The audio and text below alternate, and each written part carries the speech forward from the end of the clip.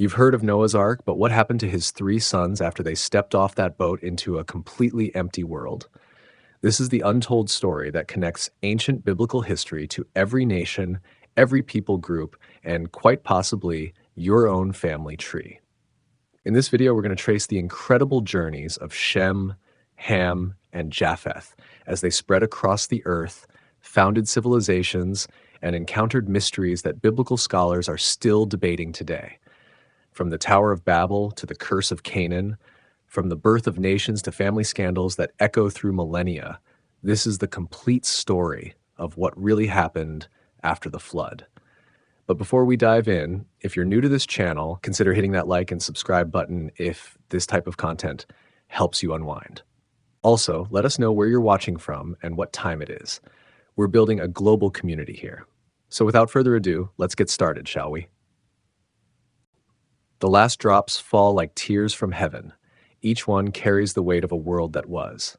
The sky, heavy with storm clouds for 40 days and nights, begins to clear. Silence settles over the endless waters, not the peaceful quiet of a still lake, but the hollow emptiness that follows the end of everything. Noah stands at the window of the ark. His weathered hands grip the rough wood. The man who once walked with God now stares into a world remade by divine wrath. Water stretches to every horizon, no mountains, no trees, no birds singing in the morning light, just water, dark and still as death. Behind him, the ark creaks and sways. The sounds of animals fill the wooden halls. Bleating sheep, lowing cattle, the rustle of wings and the pad of paws. Life continues here in this floating sanctuary, but beyond these walls lies only the grave of creation. His three sons move through the ark with quiet purpose. Shem tends to the birds in the upper levels. His gentle hands check each nest, each perch. There's something careful about him, something reverent. He speaks in soft tones to the creatures, as if they understand the weight of what has happened. Ham works with the larger animals on the middle deck. His movements are quick and sure. He's always been the bold one, the one who acts first and thinks later. But today, even Ham moves with a kind of stunned silence. His eyes dart to the windows now and then. He sees the water too. He understands. Japheth handles the supplies with his usual quiet efficiency. The youngest of the three, he's always been the observer. While Shem prays and Ham acts, Japheth watches and remembers. He counts the grain, measures the water, tends the oil lamps. Someone has to keep track of what remains. Their wives move like shadows through the corridors. Noah's wife, the mother of all who will come, carries herself with the dignity of one who has seen the end of an age. The younger women follow her lead. They speak little. What words could possibly hold the weight of this moment? Outside, the waters begin their slow retreat. God has remembered his covenant. The fountains of the great deep are sealed. The windows of heaven are shut. But the world they knew is gone forever. Every city, every garden, every friend and neighbor, all of it lies beneath the waves. Noah remembers the sound of the great door closing behind them. The hand of God himself sealed them inside. That was months ago now, before the rain began in earnest, before the waters rose and covered the highest hills, before the screaming stopped. He tries not to think about the screaming. The ark was never meant to be comfortable. It was meant to save. Every inch of space held purpose. Food here, fresh water there. The animals arranged by their needs and natures. Noah had followed God's plans exactly. Every cubit, every joint, every pitch-sealed seam exactly as commanded. But now, as the silence stretches on, the ark feels different. Not like a boat anymore, more like a tomb for the old world and a womb for the new one. They drift between what was and what will be. Shem approaches his father. "The raven," he says quietly, "should we send it out?" Noah nods. The great black bird has been restless for days. It knows something is changing. Ravens are clever that way. They sense death, but they also sense opportunity. The raven launches from Shem's arm and disappears through the window. It will not return. Ravens are scavengers. There will be much for it to find in this new world. 7 days later, they send out a dove. It returns with nothing. The waters still cover everything. 7 more days pass. The dove returns again, but this time it carries a fresh olive leaf in its beak. Hope, green and tender. Ham laughs when he sees it, the first sound of joy in months. "Life," he says. "Something survived." But Japheth looks troubled. "One tree," he murmurs. "In all that water, one tree." The third time they send the dove, it doesn't come back. Like the raven, it has found a world it can live in, a world without the ark. Noah feels the great vessel settle and shift. Wood scrapes against stone. After so many months of endless drifting, the ark has found solid ground. They have come to rest on the mountains of Ararat. The family gathers at the windows. Below them, the waters continue to fall. Peaks emerge like islands in a shrinking sea. The sons look out at these new lands with different eyes. Shem sees a place for worship and wonder. Ham sees territory to claim and conquer. Japheth sees mysteries to explore and understand. Their father sees judgment and mercy intertwined. God has kept his promise. 8 souls saved from the flood, but the weight of being the only ones left presses down on Noah like the deep waters once pressed on the earth below. Soon they will leave this ark. Soon they will step onto dry ground and begin again. But tonight they drift in the space between endings and beginnings. Tonight, they are still the last family on earth, floating above the grave of everyone they once knew. The rain has stopped, but the real storm is just beginning. For in the hearts of Noah's 3 sons lie the seeds of every nation that will come, every war that will rage, every empire that will rise and fall, every blessing and every curse that will echo through the ages. They don't know it yet. They're still just 3 brothers, helping their father tend the animals and count the days. But tomorrow, when they step onto solid ground, they will become something more. They will become the fathers of the world to come. 3 sons, 3 futures. In the dim light of oil lamps, 3 brothers sit with their father. The ark still creaks and sways, but less now. The waters have fallen enough that they can feel solid ground beneath them. Not floating anymore, just resting, waiting. Noah looks at his sons and sees the future written in their faces. Not clearly like words on stone, but in shadows and suggestions. The way Shem holds his hands when he prays. The way Ham's eyes flash when he speaks of the world outside. The way Japheth listens to every word but keeps his thoughts to himself. Shem, the eldest, has always carried himself with quiet authority. Even as a boy, he seemed to understand that some things were sacred. He would ask careful questions about God and sacrifice. He would watch his father build altars with intense attention. When Noah began building the ark, Shem was the first to pick up tools and work alongside him. Now, as they wait to inherit a washed world, Shem speaks of temples and thanksgiving. The first thing we should do, he says, is build an altar to thank God for saving us. His words carry weight, not just because he's the oldest, but because there's something settled about him, something that suggests he's already made peace with whatever comes next. His wife nods when he speaks. She's learned to trust his judgment. There's wisdom in him that goes beyond his years. Ham shifts restlessly beside his brother. Where Shem is settled, Ham is stirring. Where Shem looks inward to God and soul, Ham looks outward to land and possibility. His hands are never still, always fidgeting, always ready to grab and build and change. An altar, yes, Ham says. But then we need to spread out, claim territory. There's a whole world out there with no one in it. We could build cities, rule kingdoms. Think of it, empty lands just waiting for us to take them. There's hunger in Ham's voice, not for food. They have enough stored in the ark. Hunger for more than survival. He wants to thrive, to grow, to multiply, not just in children, but in power and influence. His wife watches him with worried eyes. She knows that hunger. She's seen where it can lead. Japheth says little, but his silence speaks volumes. The youngest brother has always been the observer. While Shem prayed and Ham planned, Japheth watched and wondered. He sees patterns where others see chaos. He notices details that others miss. When their father taught them about the stars, Japheth was the one who remembered every constellation. When Noah showed them how to work with wood and metal, Japheth was the one who improved on the techniques. Not to show off, but because he couldn't help seeing better ways to do things. Now, as they prepare to leave the ark, Japheth asks different questions. What if we're not the only ones, he wonders aloud. What if there are others out there, people who survived in different ways? Noah shakes his head. God told me. 8 souls. Only 8. But Japheth's mind keeps working. Then we'll be the only humans for thousands of miles in every direction. How do we even begin to fill such emptiness? The question hangs in the air. They've been so focused on surviving the flood that they haven't fully grasped what comes after.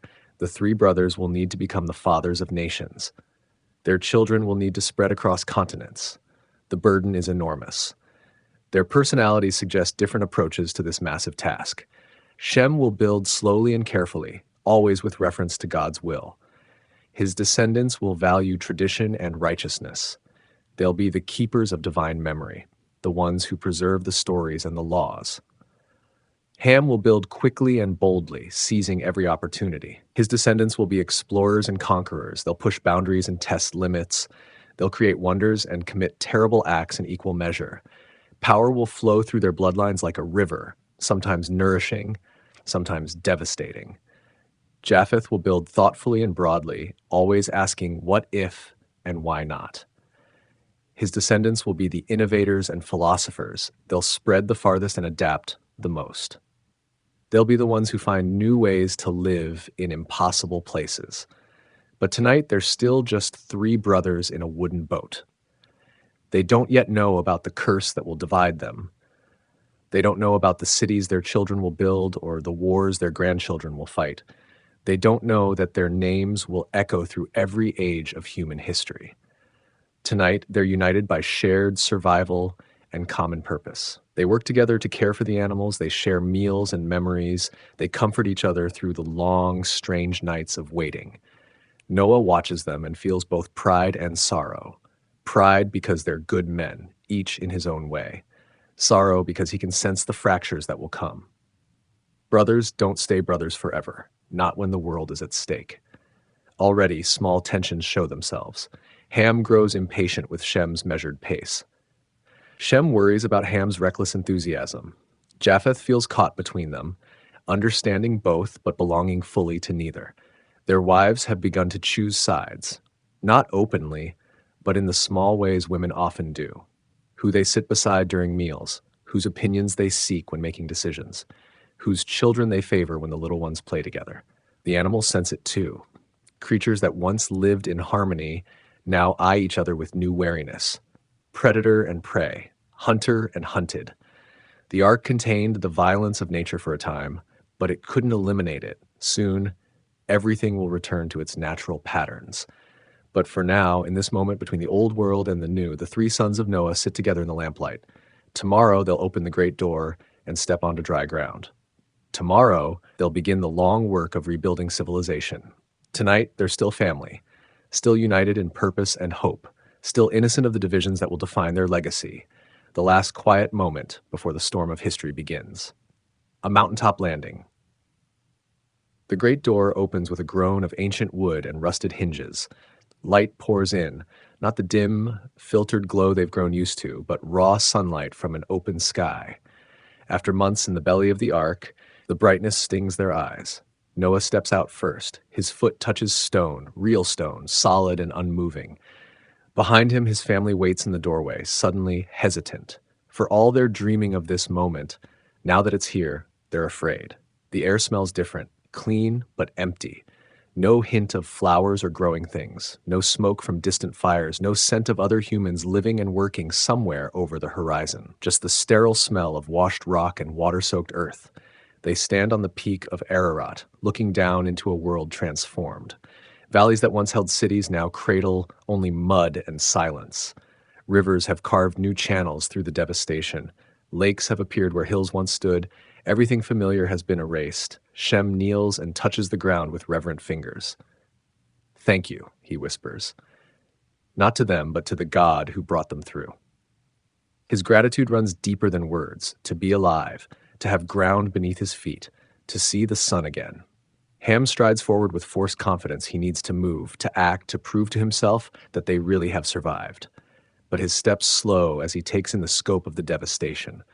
Mountain peaks jut from the mud like broken teeth. No trees, no grass, no signs that anything larger than insects survived outside the ark. Japheth walks to the edge of the rocky outcrop and stares into the distance. His sharp eyes pick out details the others miss. Strange mounds in the valleys below, unnatural formations that might once have been buildings. The bones of the old world, picked clean by the flood. "It's all gone," he says quietly. Not a question, just the simple statement of an overwhelming fact. Their wives emerge from the ark more slowly. Noah's wife, the matriarch, sets her jaw and begins the practical work of survival. She's carried them through the worst of the flood with her steady competence. Now she'll carry them through this new challenge. But even she pauses when she sees the emptiness stretching to every horizon. This isn't just about starting over.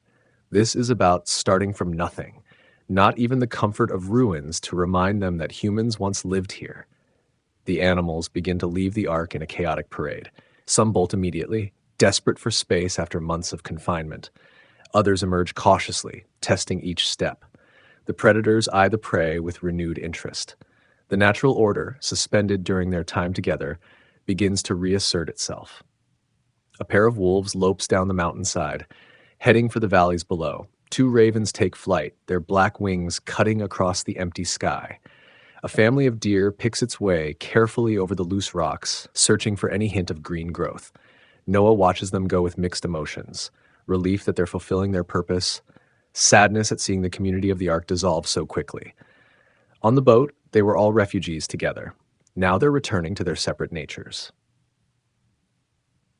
His sons begin the work of unloading their possessions, tools and seeds, precious metals saved from the old world, clothing and household goods, the physical foundation for rebuilding civilization. But as they work, the weight of their task becomes clear. 3 brothers and their wives, 8 people total. From them must come every human who will ever live. They must spread across the earth and fill it. They must rediscover every art and science. They must reinvent society itself. Ham looks at the mud-covered valleys and sees opportunity. Rich soil, he says, trying to sound optimistic. When it dries, it'll be perfect for planting. Shem nods, but his mind is on other things. We'll build the altar here, he decides, on this peak, where God brought us to safety. Japheth says nothing. He's still studying the landscape, his mind cataloging what they'll need. Fresh water, they can see streams cutting through the mud below. Shelter, they'll need to build from scratch. Food, they have enough stored for now, but eventually they'll need to grow and hunt. The practical challenges are enormous, but something else weighs on them even more heavily. The silence. In the old world, you could climb the highest mountain and still hear some distant sound of human activity. A dog barking, a rooster crowing, children laughing. The hum of life. Now there's nothing. Just wind over stone and the cry of the birds they've released. They are the only human voices in a world made for millions. Noah's wife begins sorting through their supplies, her movements sharp and efficient. We'll need to plant immediately, she says, before the season turns. Her practicality grounds them. Yes, the scope of the task is overwhelming. Yes, they are heartbreakingly alone, but they're alive, and they have work to do. The first night on solid ground is harder than any night in the ark. At least there, they were contained, protected. Here, under the open sky, they feel exposed and vulnerable. The stars look down on them with cold indifference. The night sounds, wind settling rocks, distant animal calls, remind them how small they are. Shem lies awake, thinking about responsibility. As the eldest, he feels the weight of leadership pressing down on him. Not just for his own family, but for the human race itself. Every decision he makes will echo through generations. Ham thinks about territory. Somewhere out there, in the mud and silence, lie the sites of future cities, future kingdoms, future empires. He tries to imagine the land divided between the 3 brothers, but his mind keeps returning to the same question: who decides who gets what? Japheth thinks about time. How long will it take to dry out the valleys, to find and domesticate new animals? To rediscover the arts of metalworking and pottery? To build the first real house, the first real town, the first real civilization? They don't know it yet, but they're thinking about the questions that will define their legacies: leadership and authority, territory and sovereignty, innovation and adaptation, the same issues that will drive their descendants to both greatness and conflict. For now, though, they're just 3 brothers, trying to sleep on hard ground under strange stars. Tomorrow, they'll begin building altars and planting seeds. Tomorrow, they'll take the first steps toward filling the empty world. But tonight, they lie in the shadow of the ark and listen to the silence where once there were voices. Tonight, they're still the last family on earth, preparing to become the first family of a new world. The first fire smoke rises from the valley floor like a prayer made visible. After days of struggling with wet wood and damp kindling, they finally have flame. Real fire, crackling and warm, pushing back the evening chill and the weight of endless silence. Ham tends the flames with fierce satisfaction. This is his element, the practical work of survival. While Shem built his altar and offered sacrifices, Ham cleared land and gathered fuel. While Japheth studied the stars and planned their future, Ham created the present they needed to live in. The fire changes everything. Not just the warmth and light, though those matter enormously after months of oil lamps and shared body heat. The fire makes them feel human again.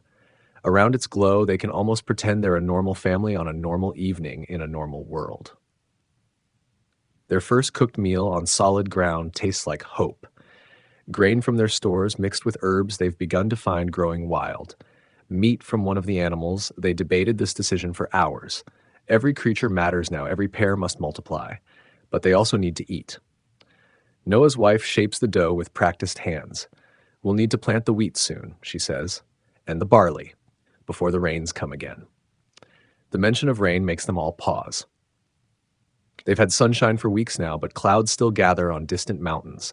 Not the world-ending storm they survived, but ordinary weather, the kind that nourishes crops instead of destroying civilizations. Around the fire, they plan their immediate future. Shem wants to clear more land for farming. His vision runs to permanence, fields and flocks, stored grain and careful stewardship. Build slowly, but build to last. Ham sees bigger possibilities.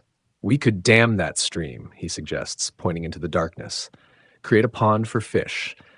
And higher up the mountain, there might be mineral deposits, copper, iron. We could have tools again, real tools. Japheth listens to both brothers but asks different questions. How far do we spread? Do we stay together or do we split up to cover more ground? And what about the seasons here? We don't know if this climate is the same as before.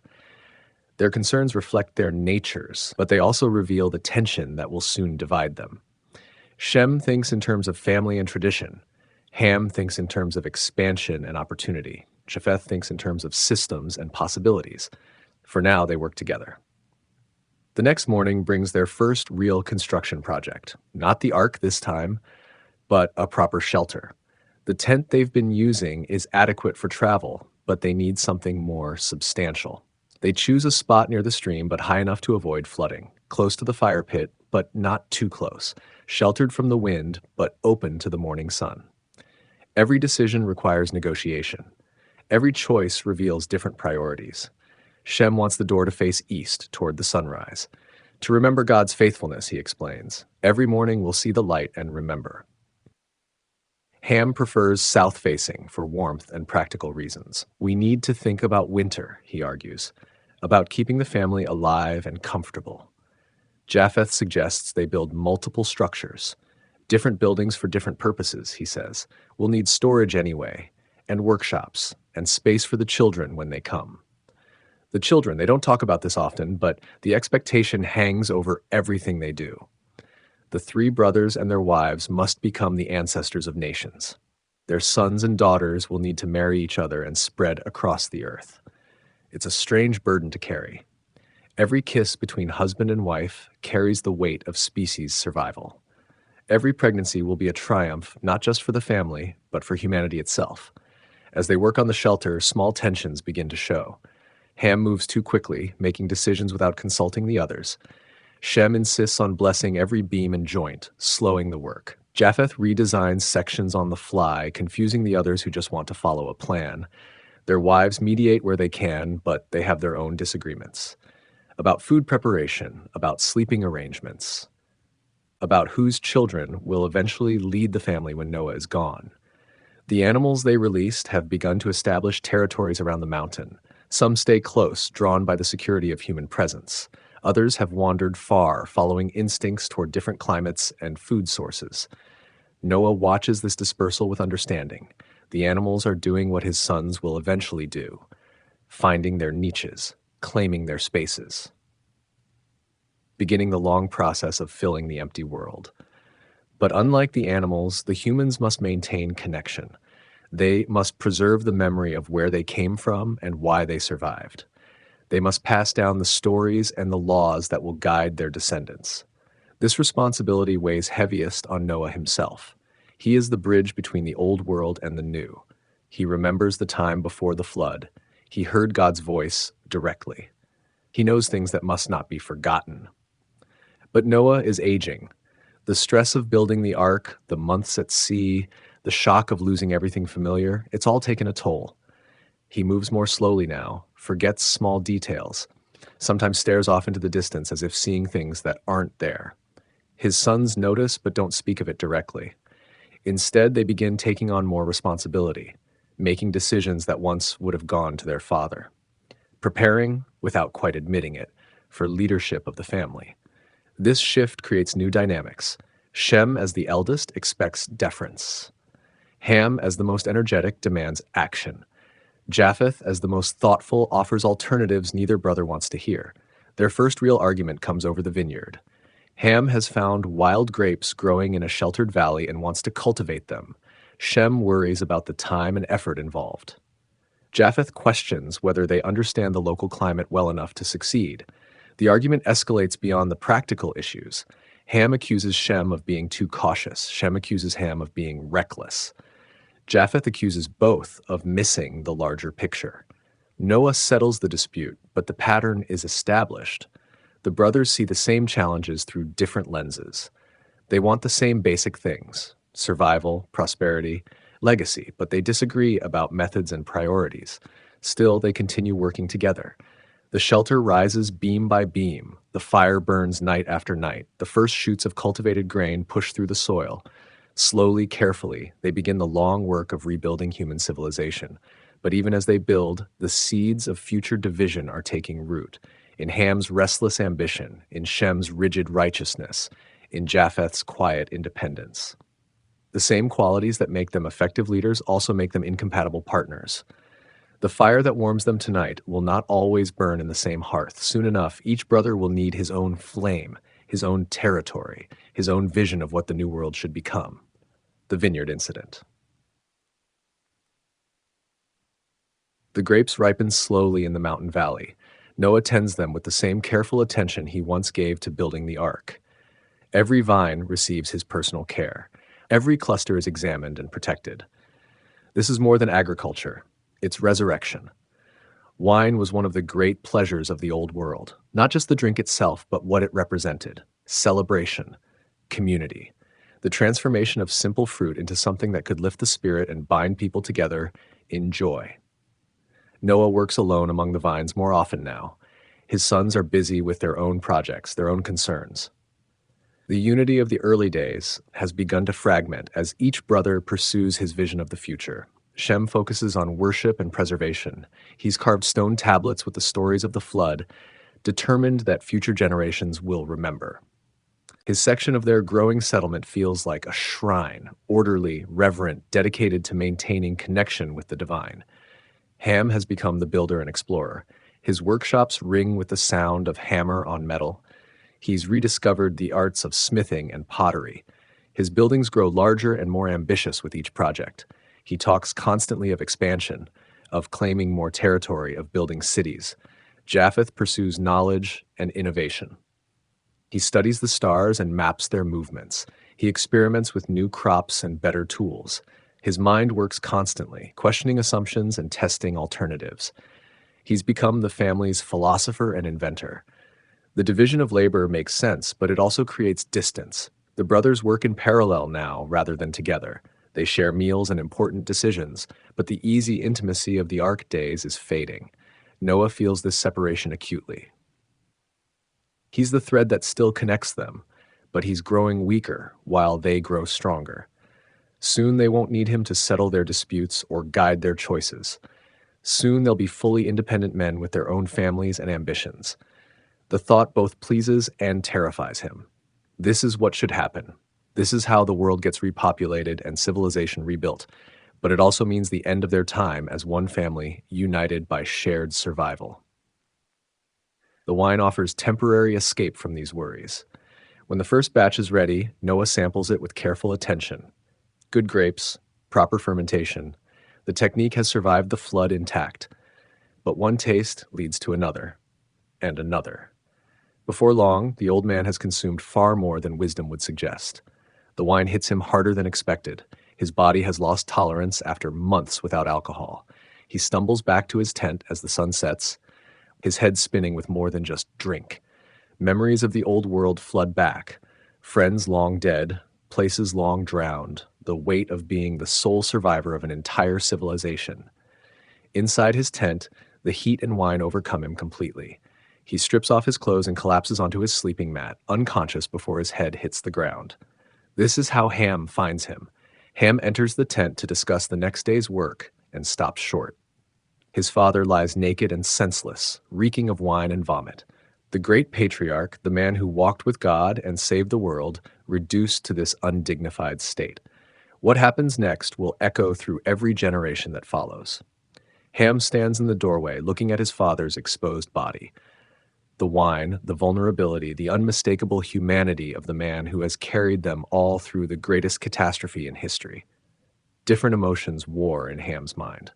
Pity for his father's condition, embarrassment at seeing him this way, but also something else, a sense of power, of reversed roles. For once he is the strong one and his father is helpless. Ham could simply cover Noah and leave quietly. He could pretend he never saw anything, but instead he makes a different choice. He goes to find his brothers. "Come see," he tells Shem and Japheth. There's something in his voice, not quite mockery, but not respect either. "Come see our righteous father." Shem and Japheth exchange glances. They can hear the wine in their father's tent, the labored breathing of deep intoxication. They understand immediately what Ham is suggesting. But where Ham sees opportunity for what? Humiliation, power, control? His brothers see only duty and decency. Shem takes a cloak from his own tent. Japheth helps him drape it over their shoulders so they can walk backward into Noah's tent without seeing their father's nakedness. Moving carefully, they cover the old man and retreat without looking at his exposed body. Their different responses reveal their character in ways that will define their legacies. Ham looks and tells others to look. He sees his father's weakness as something to be exploited or at least acknowledged. His response shows ambition without reverence, strength without compassion. Shem and Japheth refuse to look. They see their father's weakness as something to be protected and covered. Their response shows reverence with strength, compassion with dignity. The next morning, Noah wakes with a pounding head and clear memories of what happened. Not the details, the wine has blurred those, but the essential facts. He drank too much. He collapsed in his tent. He was vulnerable. And somehow he knows that Ham saw him, knows it in the way Ham avoids his eyes at breakfast, knows it in the subtle shift in how Ham addresses him. The balance of power in the family has changed. And when Noah learns exactly what happened, and he does learn, through the careful words of his wife and the uncomfortable silence of his sons, his response is swift and final. He calls his sons together and speaks words that will reverberate through history. "Cursed be Canaan, Ham's son. He shall be servant to his brothers. Blessed be the Lord God of Shem, and let Canaan serve him. May God enlarge Japheth's territory, and let him dwell in Shem's tents, and let Canaan serve them both." The curse falls not on Ham himself, but on his son, Canaan. This choice will puzzle commentators for generations. Why punish the child for the father's transgression? What did young Canaan do to deserve this fate? But Noah's words carry the weight of prophecy. He sees something in Ham's nature that will pass to his descendants. The same disrespect for authority, the same willingness to exploit weakness, the same appetite for power without wisdom. The curse creates an immediate division in the family. Ham's face darkens with anger and shame. His wife clutches their son protectively. The other brothers stand in uncomfortable silence. "You were drunk," Ham says finally. The accusation hangs in the air. "Yes," Noah replies simply. "I was drunk, but you were awake." The conversation ends there, but the damage is done. The family unity that survived the flood has been broken by wine and pride and the complex dynamics of fathers and sons. Ham will never again defer to Noah's authority in quite the same way. Shem will carry the burden of being the blessed brother. Japheth will struggle to find his place between them, and little Canaan will grow up under the shadow of a curse he doesn't understand, spoken by a grandfather he barely knows, for reasons that seem to have nothing to do with him. The vineyard continues to produce its fruit, but the innocence of their new beginning is over. They've learned that survival isn't enough. Character matters. Choices have consequences. And even in a washed world, human nature remains unchanged. Curse and consequence. The morning after Noah's pronouncement hangs heavy with unspoken tensions. The curse on Canaan has shattered the fragile peace of their mountain settlement. What began as a family dispute has become something larger, a decree that will shape the destiny of nations. Ham moves through the settlement like a man carrying invisible chains. His anger burns steady and deep, but he keeps it mostly hidden. Open rebellion against his father would only make things worse for his family. Instead, he throws himself into work with desperate intensity. His wife tends to young Canaan with fierce protectiveness. The boy is too small to understand the words spoken over him, but he senses the change in how the family looks at him. Where once there were easy smiles and gentle touches, now there's awkwardness and pity. Shem struggles with his new role as the blessed brother. He never asked for this elevation. The weight of divine favor sits uneasily on his shoulders. His relationship with Ham, already strained, becomes almost impossible to navigate. How do you comfort a brother whose son you've been told will serve your descendants? How do you maintain family bonds when prophecy has declared your lines will be forever unequal?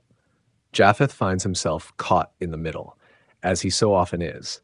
Noah's words promised him expansion and prosperity, but also dependency on Shem's spiritual inheritance. He's been blessed, but as a junior partner rather than an equal. The curse reveals the complexity of divine justice in ways that trouble them all. Why should Canaan suffer for Ham's transgression? The boy did nothing wrong. He wasn't even present when his father shamed his grandfather.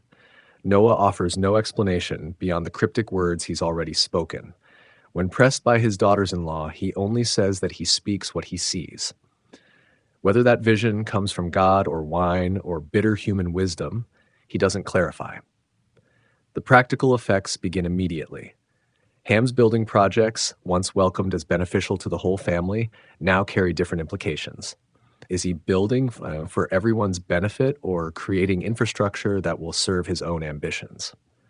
When Ham proposes expanding their settlement down into the valleys, Shem questions the wisdom of spreading too thin. When Ham suggests exploring the lands beyond the mountain, Japheth wonders if he's trying to escape the consequences of the curse. Their wives feel the strain most acutely.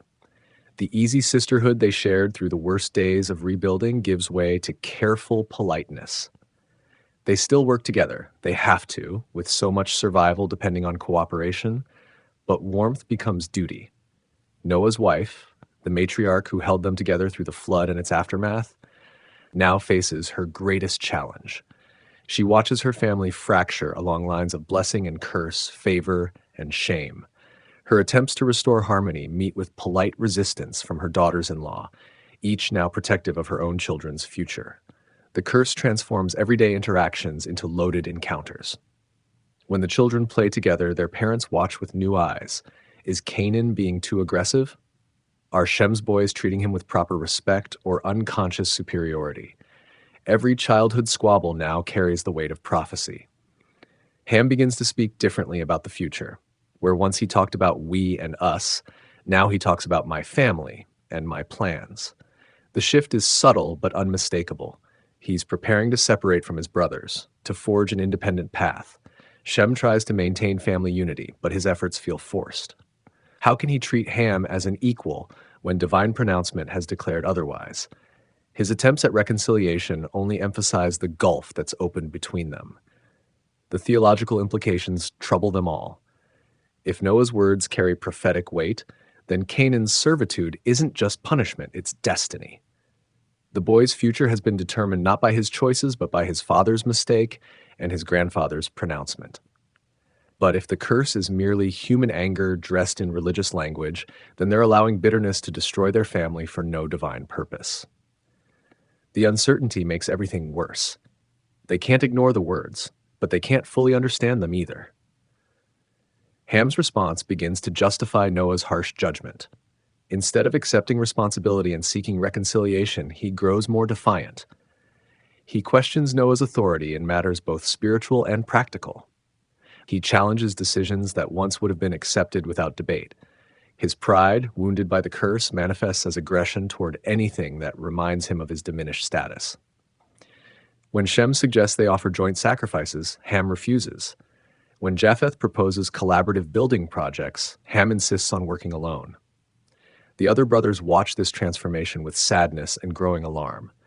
The Ham they knew, energetic, capable, essential to their survival, is hardening into something else, something that proves Noah's curse was more prophecy than punishment. Young Canaan becomes a symbol of the family's divided future.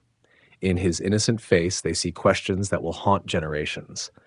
Will he accept his prescribed role as servant?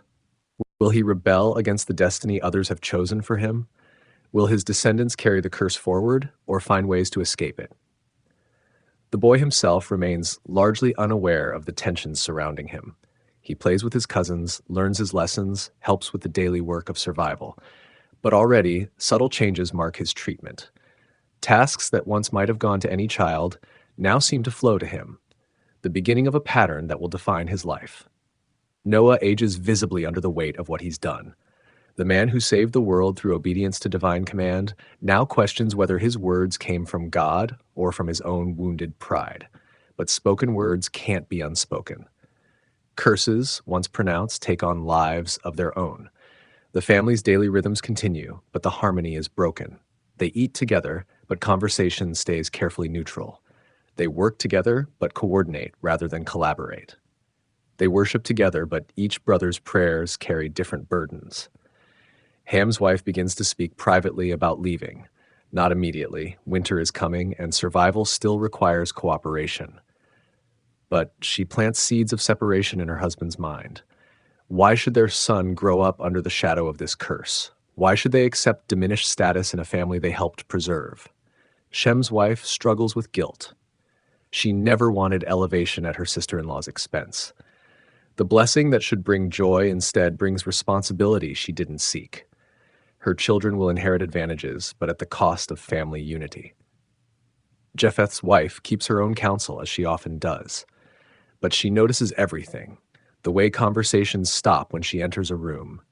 The way gifts and responsibilities are now distributed along the lines of blessing rather than need. The way her husband retreats into his work to avoid the emotional complexity of family gatherings. The curse begins to fulfill itself through the very act of being spoken. Ham's resentment creates distance. Distance creates misunderstanding. Misunderstanding creates conflict. Conflict creates the very divisions that the curse predicted. By winter's end, the separation will be complete.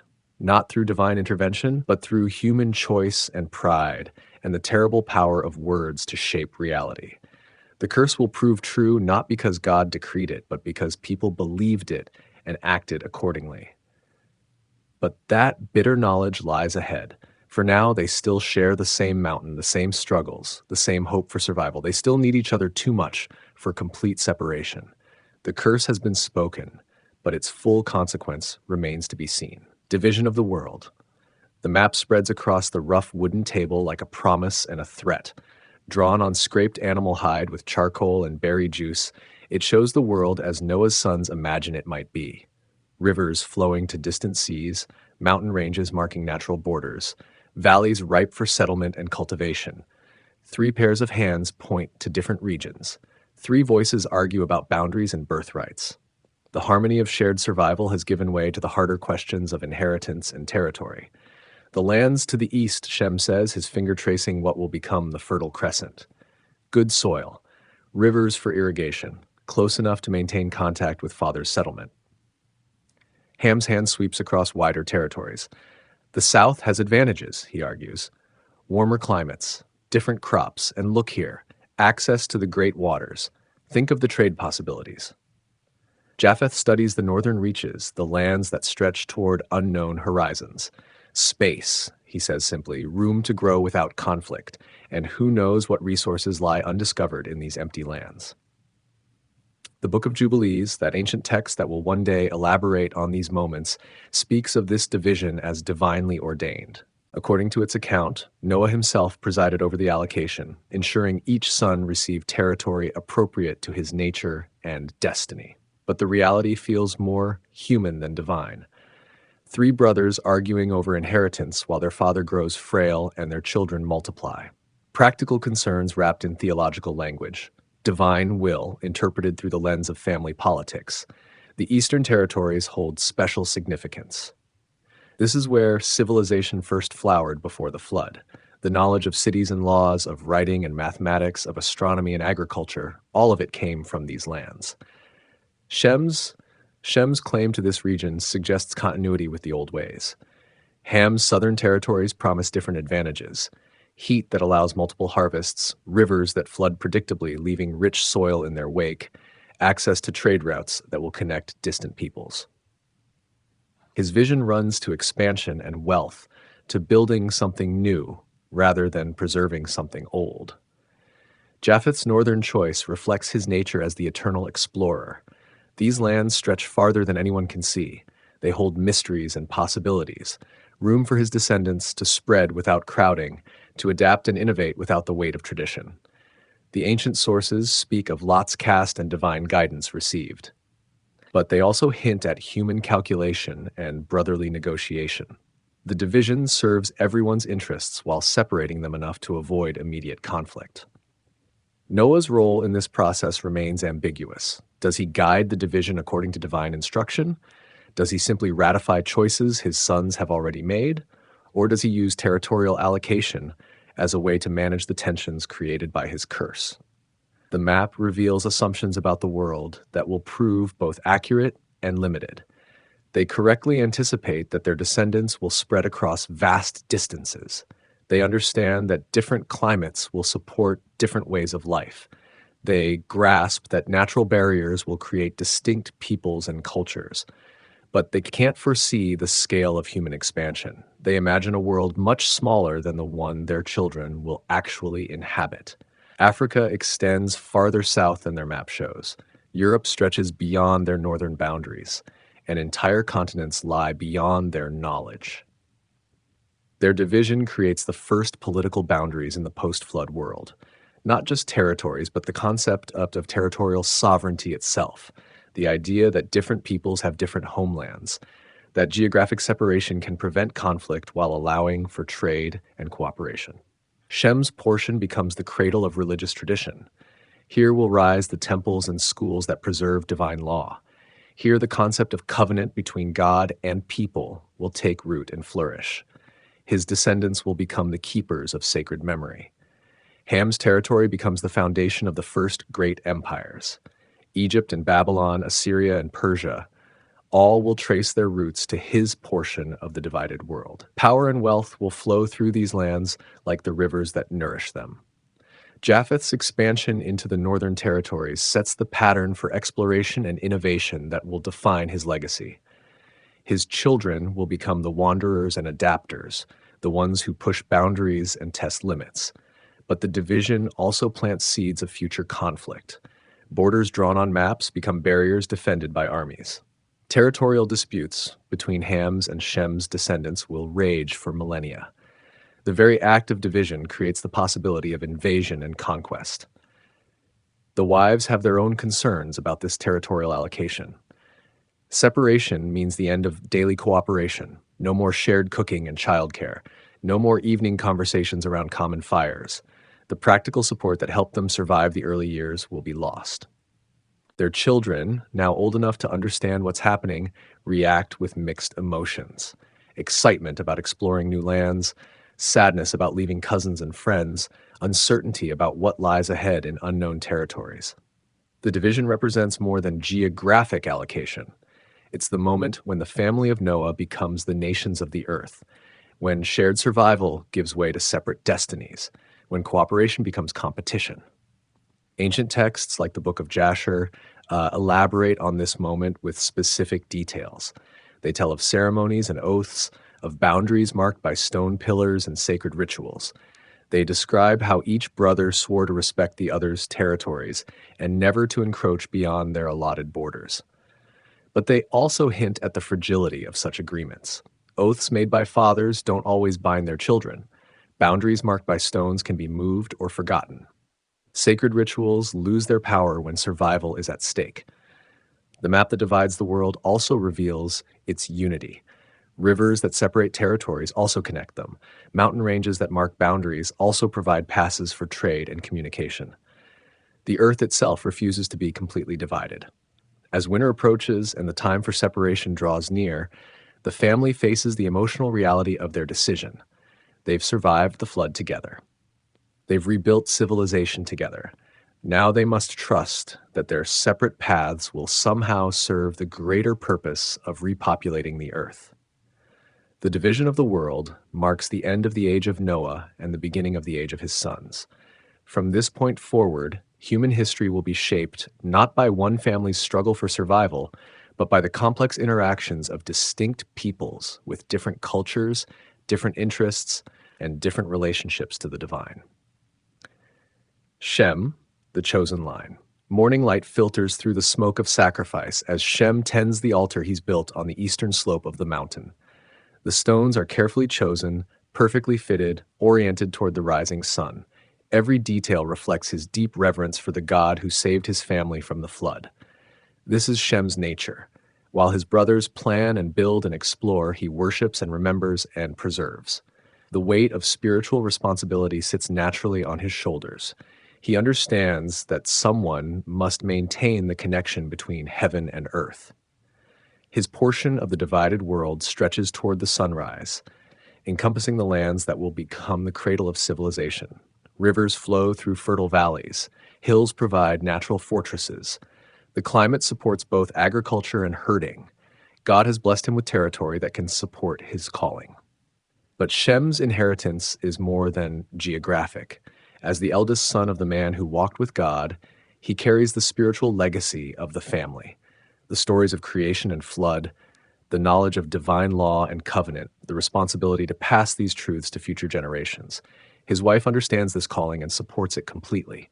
Where other women might resent the time he spends in prayer and study, she sees it as essential work.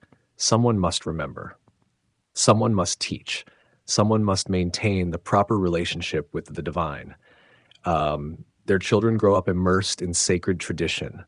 They learn the stories before they learn to read. They understand sacrifice before they understand commerce. They know their place in God's plan before they know their place in the world.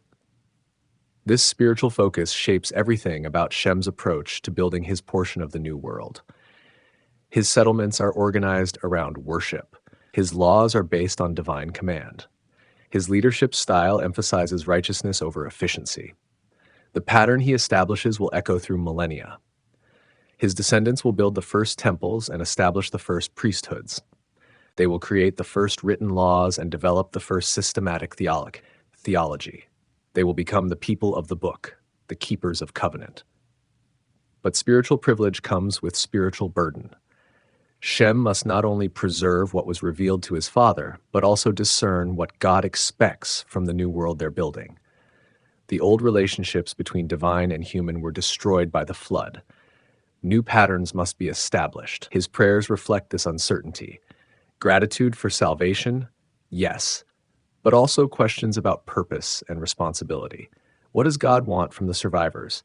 How should they organize their lives to avoid the corruption that brought divine judgment? The answers come slowly, through meditation and observation rather than dramatic revelation. Shem learns to read God's will in the success of his crops, the health of his flocks, the prosperity of his people. Divine favor manifests in practical blessing.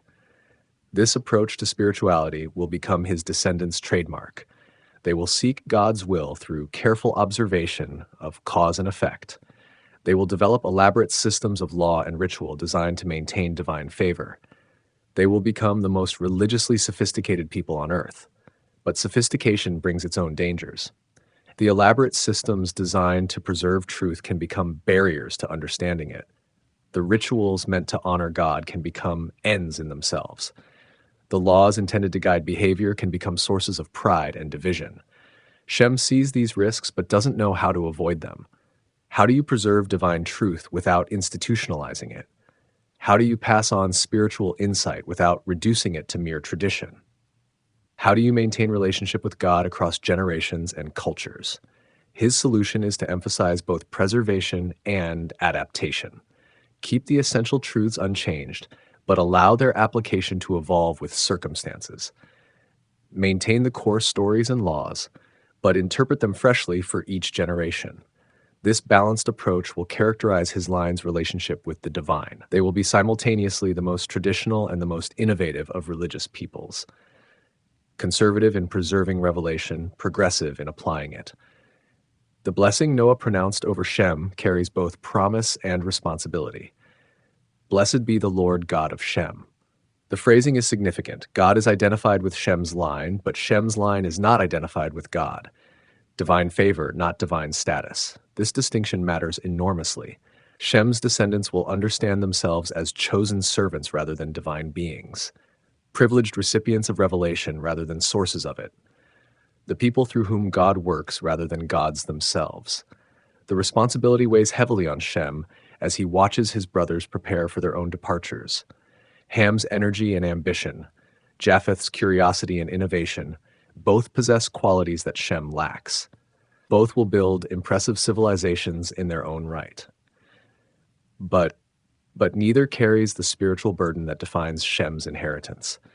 Neither has been charged with preserving divine truth and maintaining covenant relationship. Their successes will be measured in cities built and territories conquered. His success will be measured in faithfulness maintained and truth preserved. The Eastern Territories provide the perfect setting for this calling. Central location for communication with other lands. Rich resources to support scholarship and worship. Strategic position for influencing the development of other civilizations. From these lands will come the great teachers and prophets, the legal codes and moral systems, the theological insights and spiritual practices that will shape human understanding of the divine for thousands of years. But all of that lies in the future. For now, Shem is simply a man trying to understand what God wants from the survivors of the flood. A father teaching his children the stories that explain their place in the world.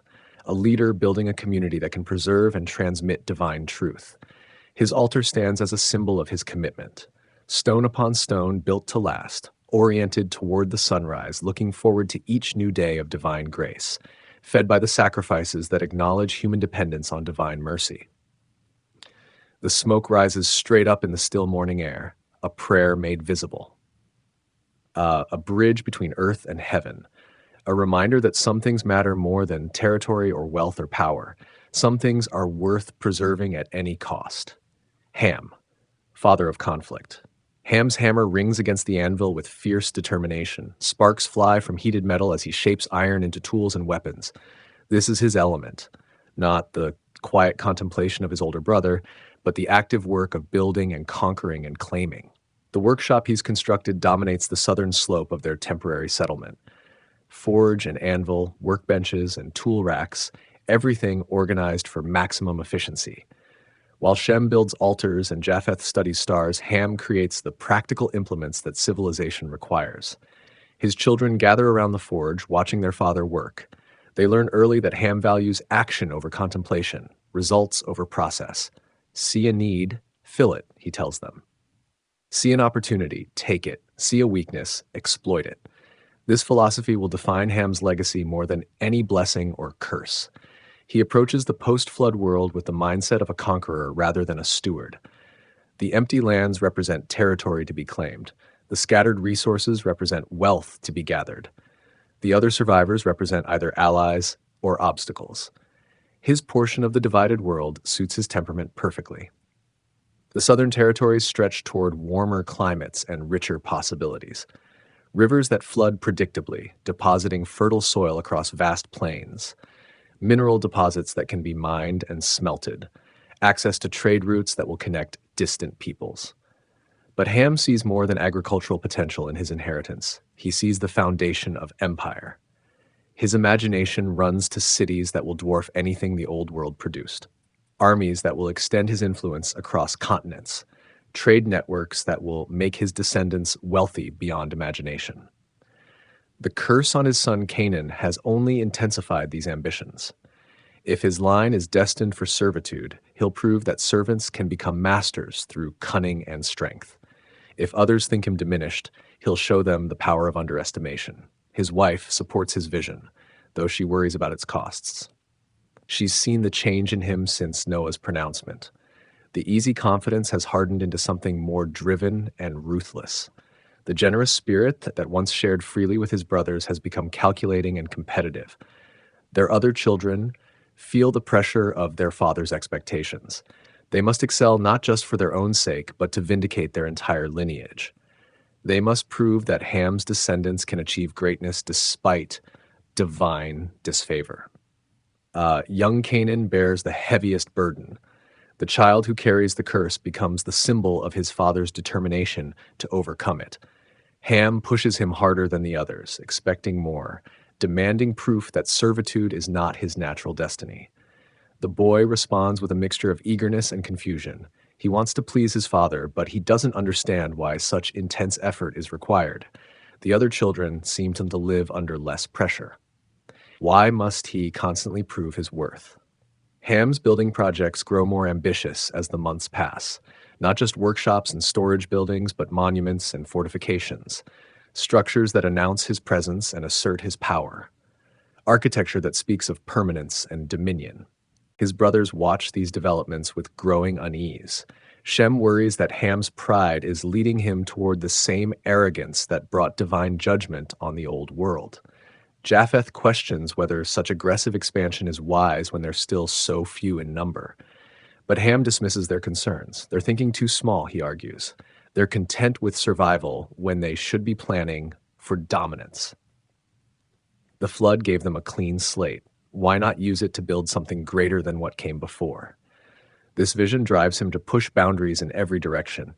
He sends exploring parties farther south than anyone has traveled since leaving the Ark. He experiments with new crops and livestock. He develops trade relationships with the scattered groups of survivors they've encountered, because there are others, not many, but enough to matter. Small bands of people who somehow survived the flood in caves or on high mountains. Remnants of the old world who've been struggling to rebuild their own civilizations. Ham approaches these groups differently than his brothers do. Where Shem offers them spiritual guidance and Japheth shares knowledge and innovation, Ham sees potential allies or subjects. He calculates what each group can offer and what it would cost to bring them under his influence. This pragmatic approach yields results. Several groups accept Ham's leadership in exchange for his protection and resources. Others agree to trade arrangements that benefit both sides. A few resist and are convinced through displays of superior strength. The pattern Ham establishes will characterize his descendants' approach to other peoples. They will be the empire builders and conquerors, the ones who see diversity as opportunity for domination rather than cooperation. The ones who turn difference into hierarchy. But Ham's successes come at a cost. The energy he pours into external expansion leaves less time for internal development. His family relationships become increasingly strained. His marriage suffers from his obsession with vindicating his line through achievement. His wife begins to speak longingly of the early days after the flood, when the family worked together toward common goals. She misses the sense of shared purpose that has been replaced by competitive ambition. She fears that Ham's drive for greatness is costing them the things that make greatness worthwhile. The other wives notice the change too. Ham's wife, once the most cheerful and optimistic of the sisters-in-law, becomes guarded and defensive. She supports her husband's ambitions publicly, but privately questions whether success is worth the price they're paying. Ham himself seems unaware of these costs. He's focused on the larger picture, the generational struggle to overcome his son's curse and establish his line's independence. Personal relationships matter less than dynastic legacy. Present happiness matters less than future vindication. This single-minded focus creates the very conflicts that will justify others' wariness of his descendants. His aggressive expansion threatens his brother's territories. His alliances with outside groups raise questions about his loyalty to family interests. His accumulation of resources suggests ambitions that extend beyond his allotted portion. The tensions that began with Noah's curse now manifest in practical disputes over boundaries and resources. Ham's people cross into Shem's territory while hunting. Shem's people object to Ham's mining operations near their shared border. Both sides arm themselves and prepare for potential conflict. Japheth tries to mediate, but his efforts only highlight the fundamental incompatibility of their approaches. Ham sees every issue in terms of strength and weakness. Shem sees every issue in terms of right and wrong. Neither framework allows for the compromise that peaceful coexistence requires. The stage is set for the first post-flood war, not between strangers, but between brothers, not over survival, but over dominance. The very success of Ham's empire-building ambitions creates the conflicts that will define his descendants' relationship with the rest of humanity. But war lies ahead. For now, Ham continues building and planning and dreaming of the cities his children will rule. The curse meant to humble his line instead drives it toward the very conflicts that will make the curse seem prophetic. Japheth, the forgotten brother. In the quiet hours before dawn, Japheth climbs to the highest peak of their mountain settlement and watches the stars wheel overhead. His observations have revealed patterns that his brothers don't see. Cycles within cycles, movements that predict seasons and weather and the proper times for planting and harvesting. This is Japheth's gift, the ability to see beyond the immediate, to perceive the underlying structures that govern how things work. While Shem focuses on divine law and Ham pursues earthly power, Japheth seeks to understand the natural principles that govern both. His portion of the divided world stretches toward the northern territories, lands that most would consider harsh and unwelcoming. Cold winters and short growing seasons, vast forests and empty plains. Territory that seems to offer less than his brother's more temperate regions. But Japheth sees advantages that others miss. The cold preserves food longer, allowing for better planning and storage. The forests provide unlimited building materials and fuel. The empty spaces offer room for expansion without conflict. Challenges that will make his descendants stronger and more adaptable. His approach to settlement reflects his systematic nature. Where Ham builds impressive monuments and Shem constructs sacred spaces, Japheth creates functional solutions. His buildings are designed for efficiency rather than display. His tools are engineered for performance rather than beauty. This practical focus extends to his relationships with people. Japheth doesn't seek to dominate like Ham or guide like Shem. Instead, he observes and adapts. He finds ways to work with others that benefit everyone involved. He builds networks of cooperation rather than hierarchies of control. His wife appreciates this balanced approach. She's never had to compete with grand ambitions or spiritual callings for her husband's attention. Japheth values family life and includes her in his planning and decision-making. Their marriage becomes a model of partnership that their children will carry forward. Those children grow up learning to think for themselves. Japheth doesn't impose rigid rules or demand unquestioning obedience. Instead, he teaches them to observe carefully, think critically, and adapt creatively to whatever challenges they encounter. This educational approach produces a different kind of person than either of his brother's methods. Japheth's children are neither as religiously devout as Shem's, nor as aggressively ambitious as Ham's. They're curious and flexible, innovative and diplomatic. The Northern Territories provide perfect training grounds for these qualities. Survival requires constant adaptation to changing conditions. Success depends on finding creative solutions to unprecedented problems. Leadership emerges through competence rather than appointment or inheritance. Japheth's people develop technologies that his brother's descendants will later adopt and improve. Better methods of food preservation, more efficient heating systems for cold climates, improved tools for working with metal and wood, innovations that spread through trade and intermarriage. But Japheth's greatest contribution to human development is philosophical rather than technological. He develops ways of thinking that will eventually flower into science and philosophy, methods of observation and analysis that reveal natural laws and underlying principles. His approach to understanding the world differs fundamentally from his brother's. Shem seeks truth through revelation and tradition. Ham seeks truth through trial and dominance. Japheth seeks truth through observation and experimentation. This methodological difference will have profound consequences for their descendants. Shem's line will excel at preserving and interpreting revealed truth. Ham's line will excel at discovering and exploiting practical applications. Japheth's line will excel at questioning assumptions and finding new ways to understand reality. The blessing Noah pronounced over Japheth carries both promise and ambiguity. May God enlarge Japheth's territory and let him dwell in Shem's tents. Expansion, yes, but also dependence. Growth, but under another's spiritual authority. This dual nature defines Japheth's role in the family dynamic.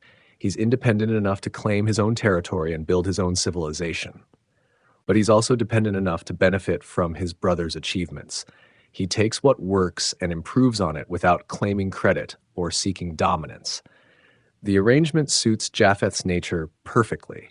He has no desire to be the spiritual leader that Shem has become. He has no need for the imperial ambitions that drive Ham. He's content to explore and innovate and adapt, letting others handle the responsibilities of religious or political leadership. But this modest approach sometimes makes him seem invisible. His achievements are less dramatic than his brothers. His influence is more subtle and pervasive. He doesn't build monuments or establish institutions, so his contributions are easily overlooked. His brothers sometimes take advantage of this tendency. They assume Japheth will go along with their plans because he rarely objects openly. They underestimate his intelligence because he doesn't use it to compete with them. They forget to consider his interests because he doesn't demand attention. This pattern creates its own problems. Japheth's reasonable nature makes him the natural mediator in family disputes, but his effectiveness depends on his brother's willingness to accept compromise. When their positions become too extreme, even his diplomatic skills can't bridge the gap. The growing tension between Shem and Ham puts Japheth in an impossible position. Both brothers want his support for their interpretation of family obligations and territorial rights. Both assume he'll naturally side with them because their relationship has been good, but Japheth sees validity in both perspectives. Shem's concern for maintaining divine favor and family harmony deserves respect. Ham's determination to build prosperity and overcome obstacles deserves support. The conflict between them stems not from wrong motives, but from incompatible approaches. His attempts to find middle ground satisfy neither brother. Shem interprets his diplomatic language as lack of spiritual commitment. Ham sees his balanced approach as weakness disguised as wisdom. Both begin to question his loyalty to family interests. This rejection hurts Japheth more than he shows. He's always been the brother who gets along with everyone, who finds ways to make opposing sides work together. To have his own brothers doubt his commitment to family welfare cuts deep. But it also liberates him to focus on his own people and their development. If his brothers want to compete with each other rather than cooperate, he'll concentrate on building something different, a civilization based on innovation rather than tradition or domination.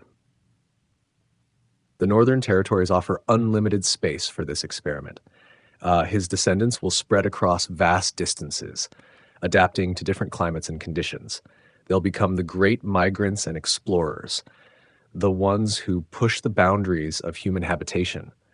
But they'll also become the great synthesizers, the ones who take ideas from different cultures and combine them in new ways. Their scattered locations will make them natural traders and diplomats. Their adaptive nature will make them bridge builders between other civilizations. This role, the forgotten brother who becomes the connecting link, defines Japheth's ultimate contribution to human development. Not the most obvious or celebrated, but perhaps the most essential. The one who ensures that human civilization remains diverse and dynamic rather than rigid and isolated. Nimrod rises deep in the land between two rivers. A child was born who would shake the earth. His name was Nimrod. The grandson of Ham carried something different in his blood, something fierce, something that would not bow. The old world had drowned beneath the waters, but in this new world, power still called to those who dared to answer. Nimrod heard that call from his first breath. His mother saw it in his eyes. Other children played with sticks and stones.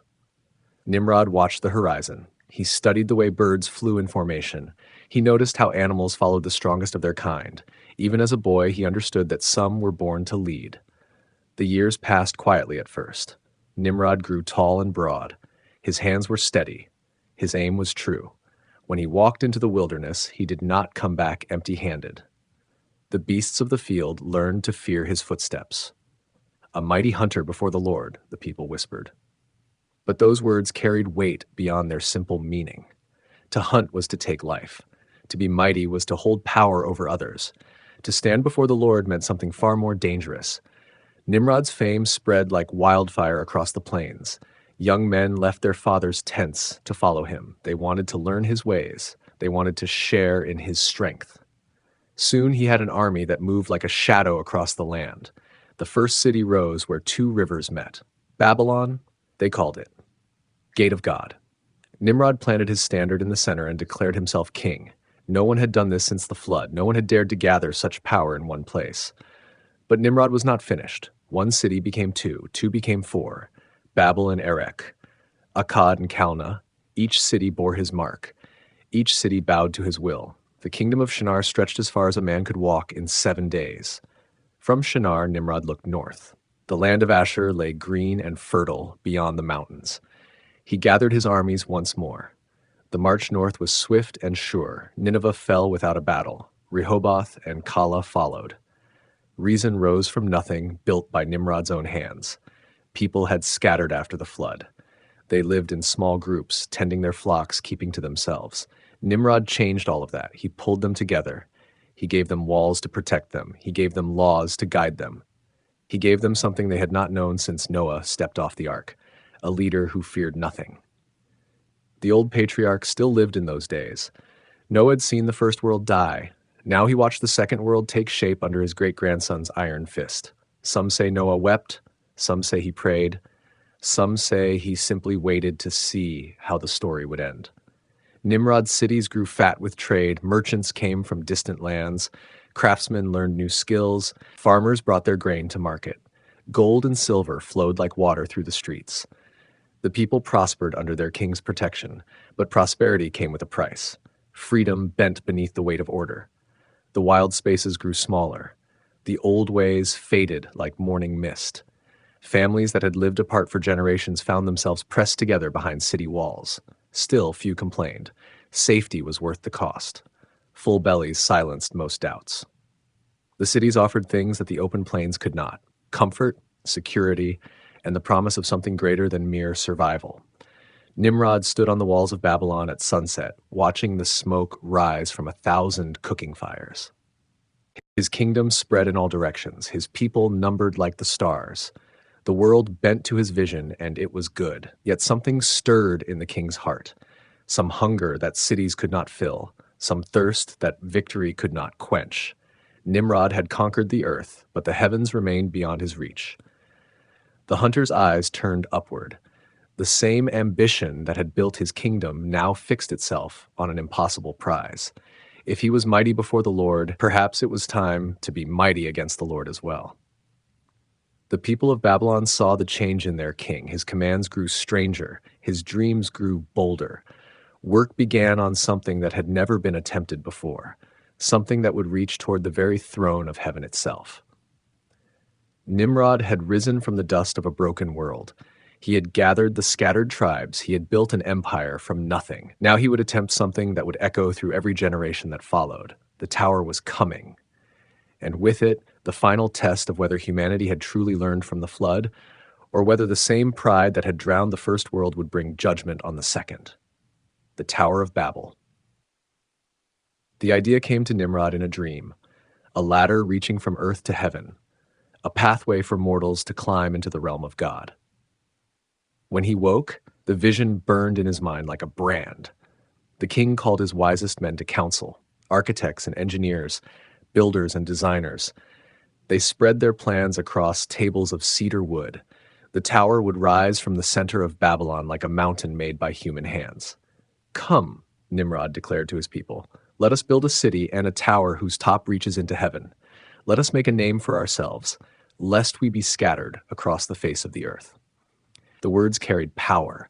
They spoke to something deep in the human heart: the fear of being forgotten, the desire to be remembered, the need to leave a mark that would outlast flesh and bone.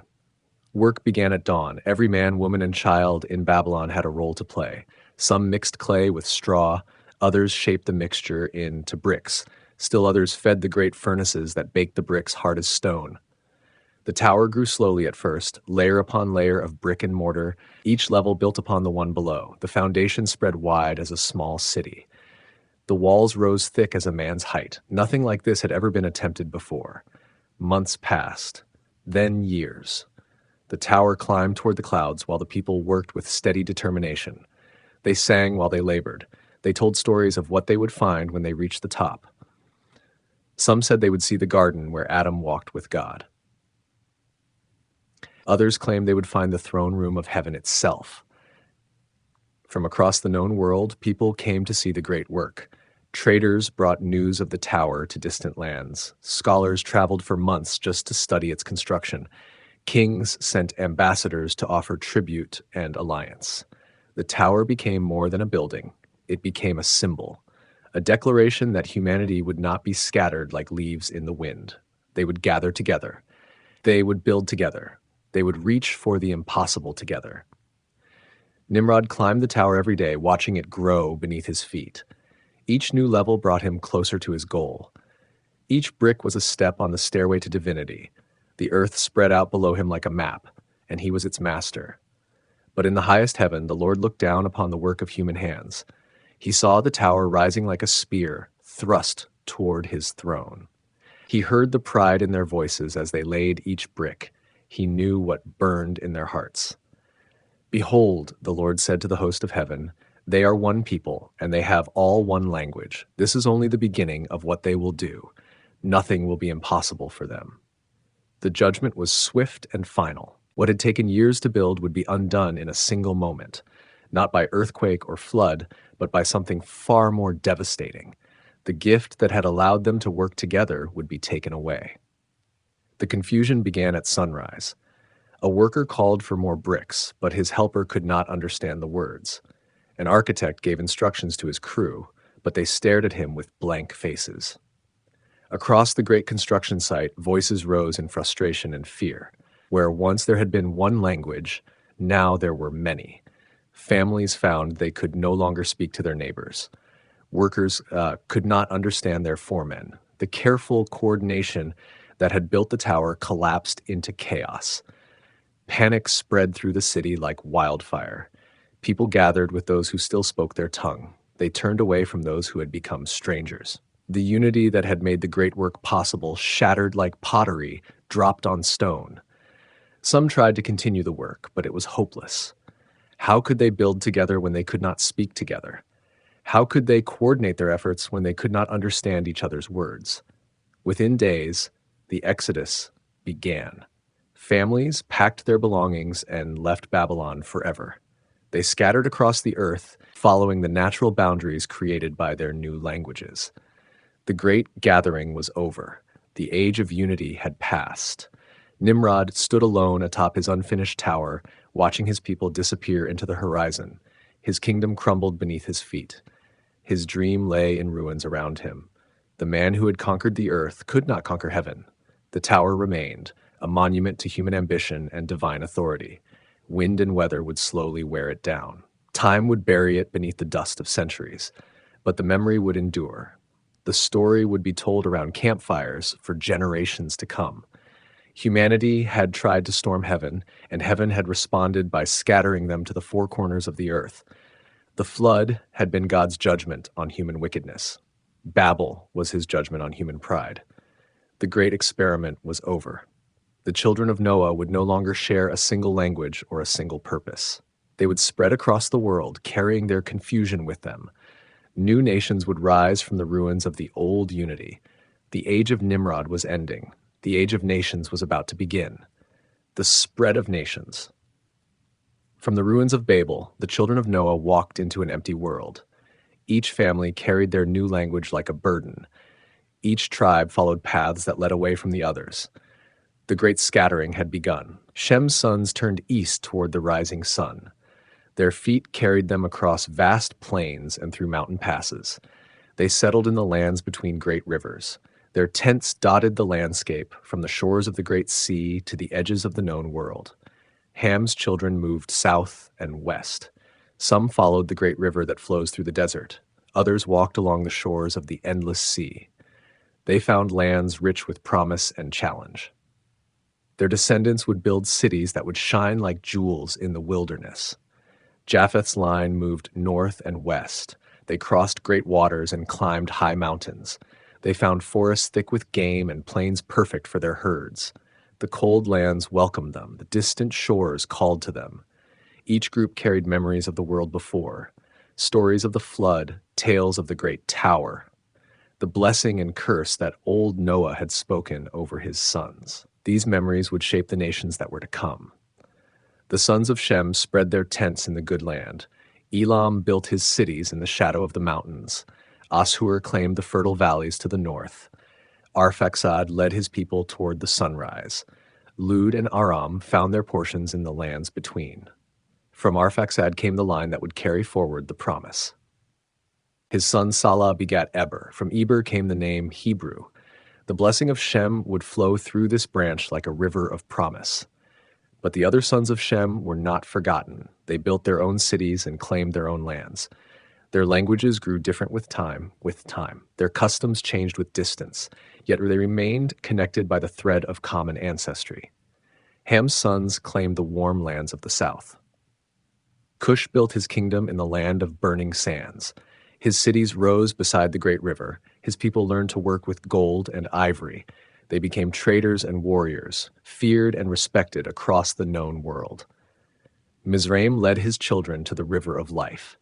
The great water flowed north through his territory, bringing rich soil and abundant harvests. His descendants would build monuments that would stand for thousands of years. They would learn the secrets of the stars and the mysteries of the afterlife.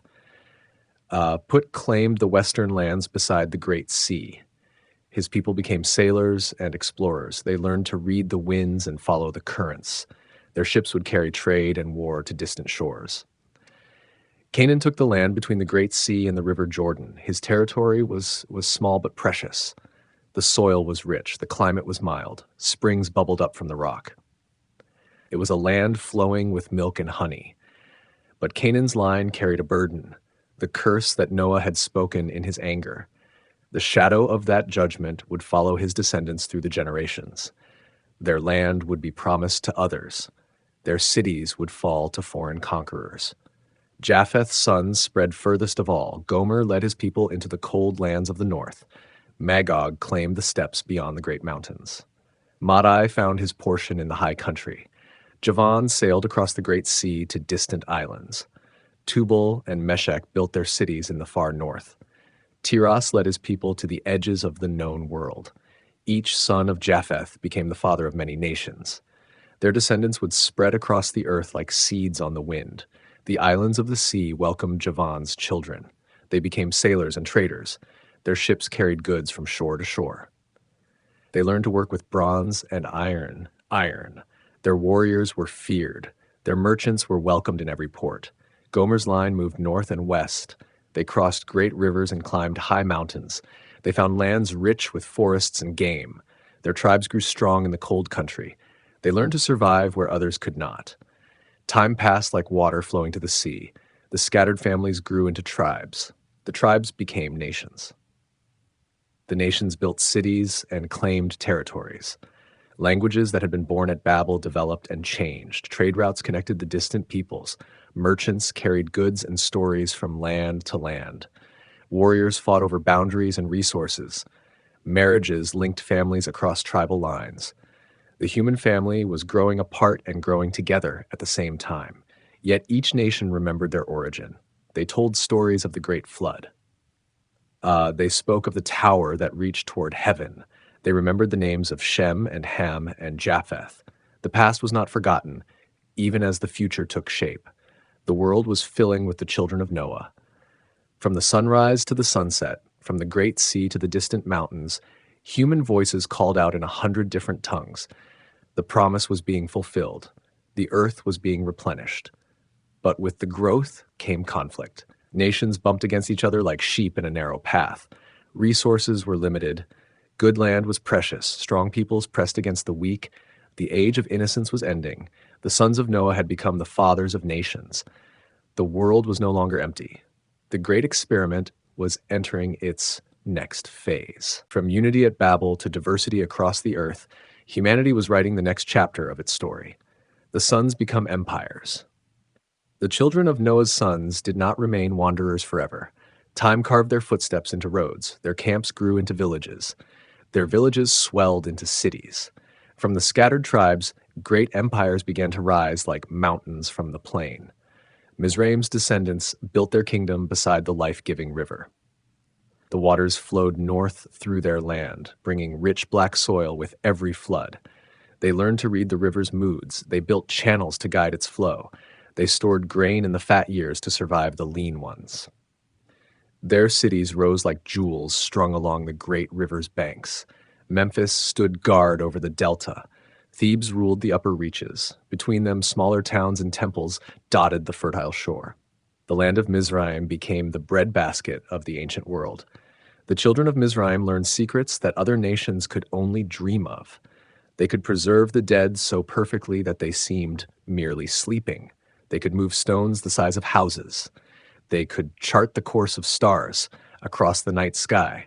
Their monuments reached toward heaven like fingers of carved stone. The great pyramids rose from the desert sands, each one a testament to the power of their kings.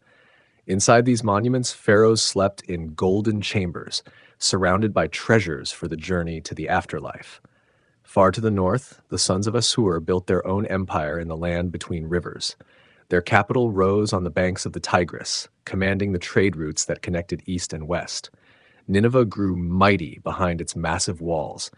The Assyrian armies became the terror of the ancient world. Their warriors rode in chariots pulled by the finest horses. Their archers could split an arrow at 100 paces. Their siege engines could break down any wall. Nation after nation fell before their advance. Yet the Assyrians were more than conquerors. They built the first great libraries, collecting knowledge from every corner of their empire. They created the first postal system, carrying messages from city to city with remarkable speed. They turned their empire into a machine that could govern peoples from distant lands. The sons of Elam carved their kingdom from the mountains east of Babylon. Their capital sat on a high plateau, surrounded by peaks that scraped the belly of the clouds. From this stronghold, they controlled the trade routes that connected the civilized world with the mysterious lands beyond. Elamite merchants carried silk and spices from the Far East. Their caravans brought precious stones and rare metals from lands so distant that their names were whispered like fairy tales. The wealth of the mountains flowed through Elamite hands to the markets of the world. But it was the sons of Javan who spread furthest across the wine-dark sea. Their ships carried them to islands scattered like pearls across the vast waters.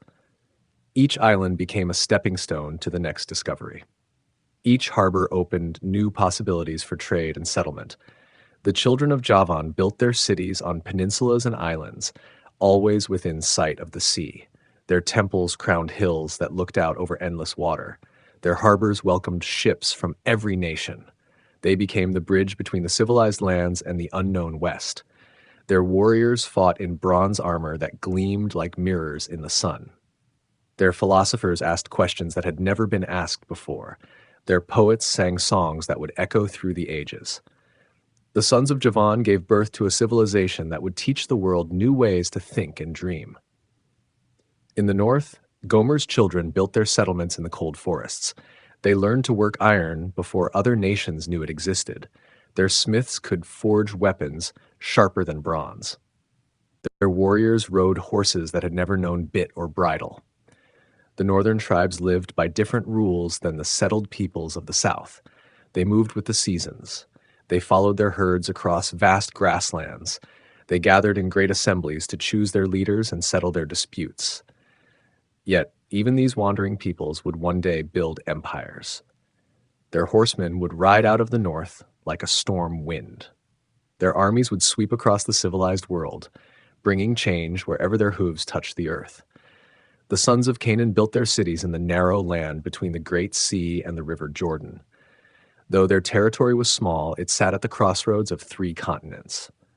Every merchant who traveled between Africa and Asia passed through Canaanite lands. The Canaanites became master traders and craftsmen. Their ships carried purple dye that colored the robes of kings. Their metalworkers created bronze implements more beautiful than any seen before. Their farmers grew grapes and olives that were prized in distant markets. But the shadow of Noah's curse hung over the land of Canaan. The territory they had claimed would not remain theirs forever. Other peoples would come from the desert and the mountains. The promised land would be promised to others. One by one, the scattered sons of Noah built their monuments to human achievement. Empires rose and fell like waves upon the shore. Kings claimed divine authority. Priests built temples to gods whose names would be forgotten. Warriors conquered territories that would be lost and won again. Yet through all the rise and fall of earthly kingdoms, the promise remained. The blessing of Shem would endure. The curse of Canaan would be fulfilled. The wide spaces granted to Japheth would be filled. The words spoken by the old patriarch in his tent would echo through the ages. The sons had become fathers of nations. The nations had become empires, and the empires were writing the story of the world in letters of stone and blood, gold and iron, victory and defeat. Canaan's legacy.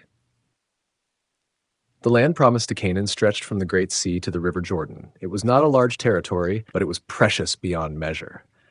Springs bubbled up from the rock, streams flowed down from the mountains, the soil was rich and dark, the climate was gentle and kind. Here, the children of Canaan built their cities and planted their vineyards. They learned to work the good earth and harvest its bounty. They raised their children in the shadow of ancient hills. They buried their dead in caves carved from living stone. But the curse of Noah followed them like a shadow. The old patriarch's words had been spoken in anger, but they carried the weight of prophecy. "Cursed be Canaan," he had said. "A servant of servants shall he be to his brothers." The Canaanites were divided into many tribes, each with its own customs and territories. The Jebusites built their fortress on a hill that would one day be called Zion. The Hittites spread their settlements across the northern valleys. The Hivites and Perizzites claimed the hill country. Along the coast, the Phoenicians built their trading cities. Tyre rose from a rocky island just offshore. Sidon commanded a natural harbor where ships could ride out the worst storms. From these ports, Phoenician merchants sailed to the ends of the known world. The Phoenicians gave the world its first alphabet. Instead of hundreds of complicated pictures, they used just 22 simple letters. These letters could be combined to spell any word in any language. The gift of writing spread from Phoenician ports to every corner of the earth. Their ships carried more than goods and letters. They carried the deep purple dye that came from tiny sea snails found only in their waters. This purple was so precious that only kings could afford to wear it. The color became the symbol of royal power across the civilized world. But other Canaanite tribes followed darker paths. They built temples to gods who demanded terrible sacrifices. They passed their children through fire to appease angry deities. They worshipped the forces of fertility and war with rituals that would shock the civilized world. The god Molech received the sacrifice of children. Parents would place their babies in the red-hot bronze arms of the idol while drums beat to drown out the screams. The goddess Asherah demanded sacred prostitution in her temples. Baal required the blood of bulls and goats, but sometimes human blood as well. These practices spread like poison through the Canaanite cities. What had begun as worship became corruption. What had been intended to bring blessing brought only curse. The land itself seemed to cry out against the abominations performed in its sacred places. The Canaanites were skilled in many arts. Their metalworkers could forge bronze implements of remarkable beauty. Their builders constructed cities with walls so thick that chariots could race along their tops. Their farmers developed new varieties of grain and fruit. They invented glass-making, learning to melt sand into clear vessels of incredible delicacy. They domesticated the horse for warfare, building the first chariots that could carry warriors into battle at lightning speed. They created systems of law and government that would influence nations for centuries to come. Yet their greatest achievements were overshadowed by their greatest shame. The corruption of their worship infected everything they touched. Justice became twisted. Mercy became weakness. The strong preyed upon the weak without restraint. Travelers from other lands would come to Canaanite cities and marvel at their wealth and sophistication. but they would leave disturbed by what they had seen in the temples. Stories spread of the terrible things done in the name of religion. The reputation of Canaan grew dark across the known world. Meanwhile, in the desert to the south, another branch of Shem's family was growing into a nation. These were the children of Abraham, Isaac, and Jacob. They had been promised the very land that Canaan now occupied. They had been told that it would be their inheritance forever. The promise had been given to Abraham when he first entered the land. "To your descendants I will give this country," the Lord had said. The covenant had been confirmed to Isaac and renewed to Jacob. The land of Canaan was marked for other inhabitants. For 400 years, the children of Israel lived in Egypt, while the Canaanites filled up the measure of their sins. Generation after generation, the corruption grew worse. The innocent suffered, while the guilty prospered. The land itself groaned under the weight of injustice. The time of reckoning was approaching. Moses had been born in Egypt and raised in Pharaoh's house. Joshua had been trained as a warrior and proven as a leader. The people of Israel had been forged in the furnace of slavery and tempered by 40 years in the wilderness. The conquest of Canaan would be swift and terrible. City after city would fall to the advancing Israelites. The inhabitants would be driven out or destroyed. The land would change hands as surely as the seasons change with the turning of the year. Some Canaanite cities would make peace and survive. Others would resist and perish. A few would vanish so completely that their names would be forgotten. The curse of Noah was being fulfilled in ways that the old patriarch could never have imagined. The Phoenicians would survive by taking to their ships. They would carry their alphabet and their purple dye to the far corners of the Mediterranean. Their colonies would dot the coastlines of Africa and Spain. But the heartland of Canaan would belong to others. The land had been given to the children of Canaan, but it had been promised to the children of Abraham. The promise would prove stronger than possession. The curse would prove more powerful than blessing. The words of the old patriarch would echo through the centuries until they found their fulfillment. Shem's blessing echoes. In the tents of Shem, the blessing lingered like incense in a holy place. The old patriarch's words had been few, but they carried weight beyond their number. "Blessed be the Lord, the God of Shem," Noah had declared. Those words would echo through time like a bell struck in a great cathedral. The children of Shem spread across the good lands of the east. Their tents dotted the plains from the great river to the distant mountains. Their flocks grew fat on the rich grass. Their families multiplied like the stars of heaven. The blessing was taking root in the world. From Shem came the line that would carry forward the knowledge of the one true God. While other nations carved idols from wood and stone, the children of Shem remembered the Creator of heaven and earth. While other peoples bowed down to the work of their own hands, Shem's descendants lifted their eyes to the sky. The blessing was not just about prosperity or power. It was about purpose. The God of Shem would not remain hidden in the tents of one family. Through Shem's line, all the families of the earth would be blessed. The promise would spread like ripples from a stone dropped in still water. 10 generations after the flood, the promise found its focus in a man named Abram. He lived in the great city of Ur, where his father served the gods of Mesopotamia. But the God of Shem had not forgotten his people, even in that place of many idols. The call came like thunder from a clear sky. "Leave your country, your people, and your father's household," the voice commanded. "Go to the land I will show you. I will make you into a great nation.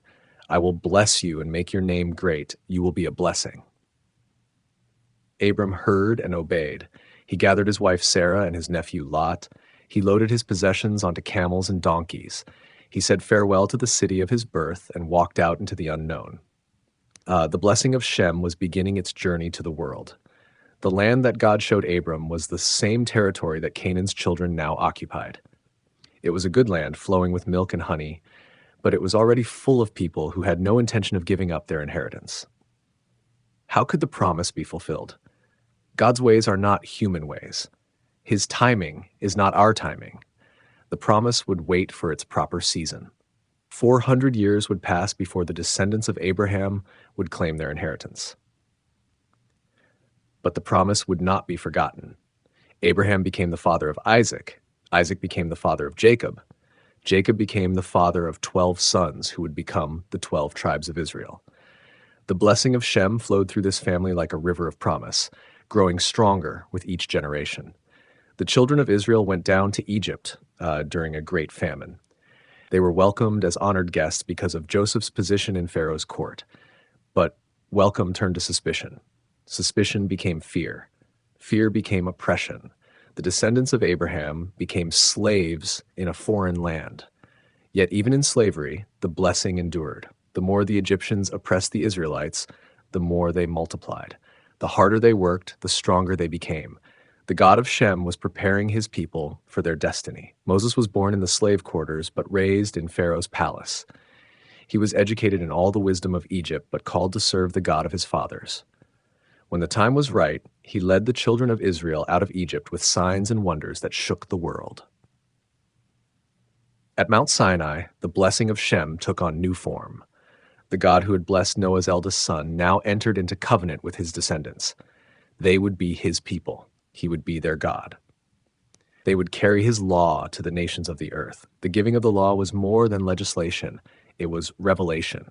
The God of Shem was showing the world what he was like.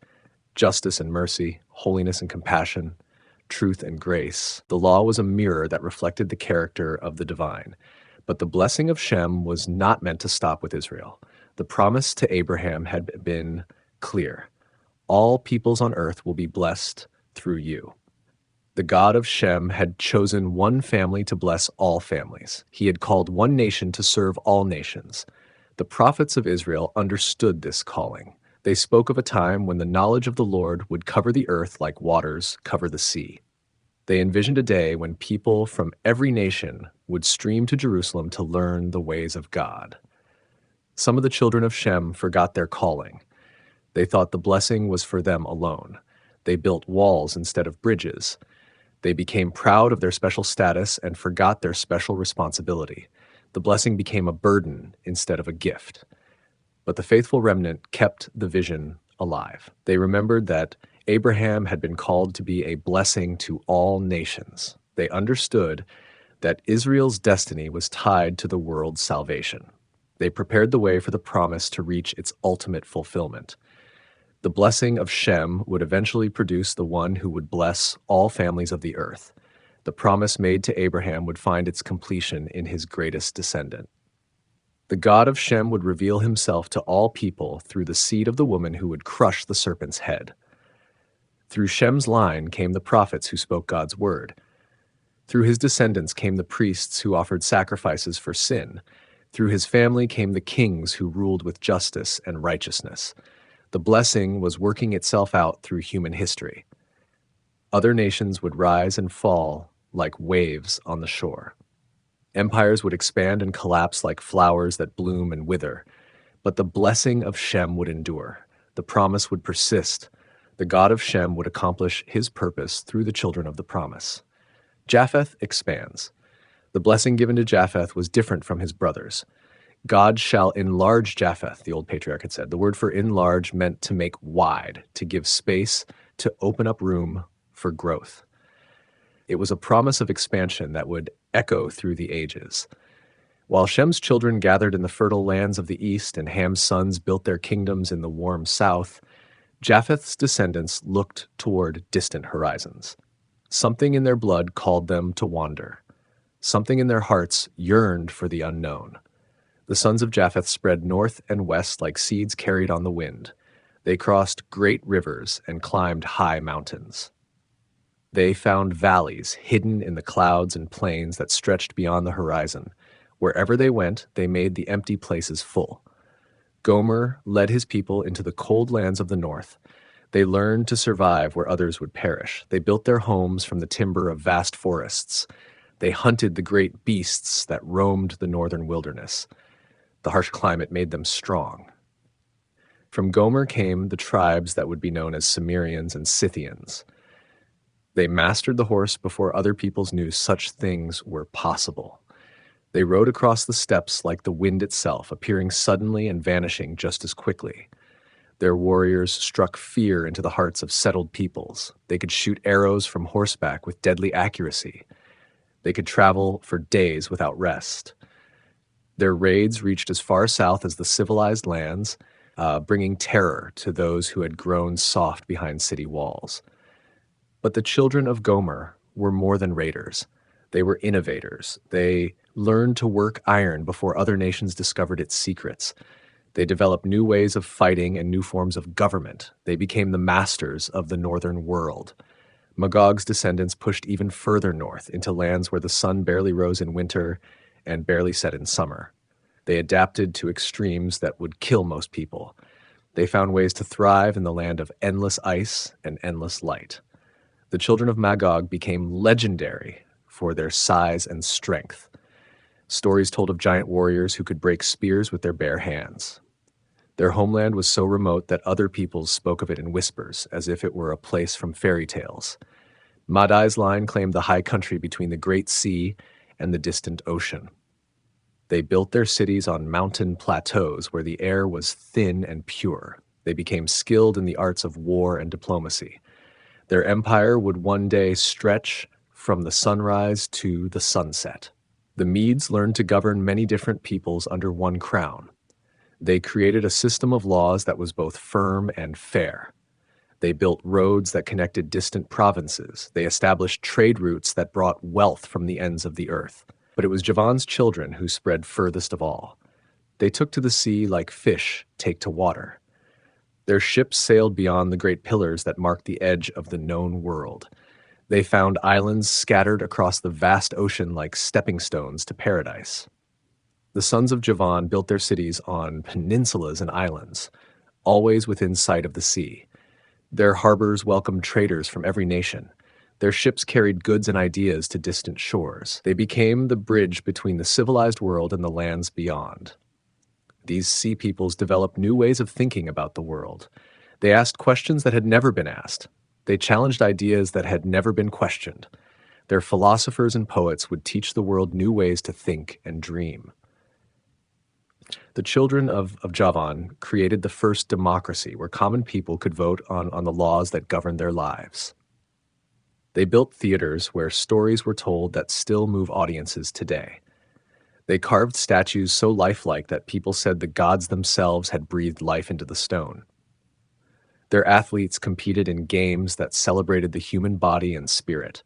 Their soldiers fought in formations so disciplined that they could defeat armies twice their size. Their merchants established colonies that dotted the coastlines of the known world.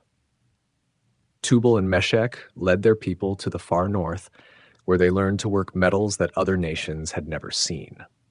They became smiths and craftsmen whose skills were legendary. Kings would send messengers across the world to commission weapons and tools from the sons of Tubal. The northern tribes built their settlements in forests so dense that travelers could walk for days without seeing the sky. They learned the secrets of the trees and the ways of the wild beasts. They became hunters and trappers whose skills were unmatched. Tiras led his people to the very edges of the known world. They settled along coastlines where great waves crashed against towering cliffs. They learned to navigate by the stars and to read the moods of the sea. Their descendants would become the sea kings of legend. The expansion of Japheth's line was not always peaceful. As they spread across the world, they encountered other peoples who had claimed the same territories. Sometimes they made peace and intermarried. Sometimes they fought wars that lasted for generations. But whether through conquest or alliance, trade or migration, the children of Japheth continued to expand. They filled the empty spaces of the world with their settlements. They connected distant lands with their trade routes. They carried ideas and innovations from one end of the earth to the other. The promise of enlargement was being fulfilled in ways that Noah could never have imagined. His youngest son's descendants were not just expanding in number, but in influence. They were spreading new ways of living and thinking to every corner of the world. Yet, the expansion came with a price. As Japheth's children spread across the world, they grew distant from each other. Languages changed. Customs evolved. What had once been one people became many tribes and nations. Some of the children of Japheth forgot their origins entirely. They created new gods and new stories to explain their existence. They built monuments to their own achievements, and forgot the God who had blessed their ancestor. But the promise remained. The blessing of expansion would continue through the ages. Japheth's descendants would explore oceans that Noah had never seen. They would discover continents that existed beyond his wildest dreams. They would build empires that spanned the globe. The fulfillment of Japheth's blessing would reach its climax in ages yet to come. His descendants would cross great waters in ships larger than Noah's Ark. They would establish colonies on distant shores. They would carry the knowledge of the one true God to peoples who had never heard his name. The enlargement would continue until the whole world was connected, until every tribe and nation knew of the others, until the scattered children of Noah were reunited in ways that transcended their divisions. The blessing of Japheth would help prepare the world for its ultimate destiny. Ham's line under fire. The curse spoken over Canaan cast a long shadow over all of Ham's descendants. Though the words had been directed at Ham's youngest son, the judgment seemed to follow the entire line like a storm cloud that would not pass. History would record their struggles with relentless detail. The children of Cush built their kingdom in the land of burning sands, where the great river flowed through desert toward the sea.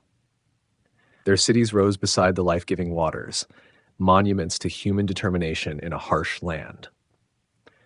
For centuries, they prospered in the shadow of great pyramids and mighty temples. But prosperity could not shield them from conflict. The children of Shem would come from the desert with the staff of Moses in their hands.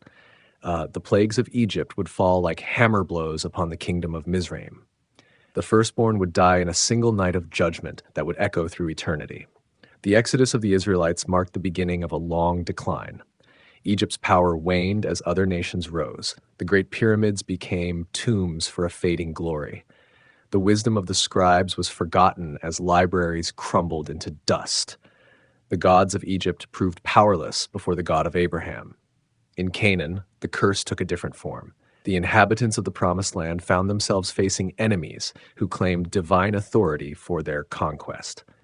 City after city fell to the advancing Israelites. The horns of Jericho announced the doom of an entire civilization. Some Canaanite cities made peace and survived. Others resisted and perished. The mighty fortress of Jerusalem held out for centuries, but even it would eventually bow to the children of promise. The curse of Noah was being fulfilled with surgical precision. The Philistines came from across the sea, seeking new homes in the land of Canaan. They brought iron weapons and military skills that made them formidable opponents. For generations, they battled the Israelites for control of the coastal plains. These sea peoples built 5 great cities along the shore: Gaza and Ashkelon, Ashdod and Ekron and Gath. Their champions were giants among men, warriors whose very names struck fear into enemy hearts. Yet they too would fall before the advance of Shem's blessed line. David's sling brought down Goliath of Gath. Samson's strength destroyed the temple of Dagon. The Ark of the Covenant brought plagues upon every Philistine city that dared to keep it. The God of Shem would not be mocked by the descendants of Ham. The Phoenicians survived longer than most by taking to their ships.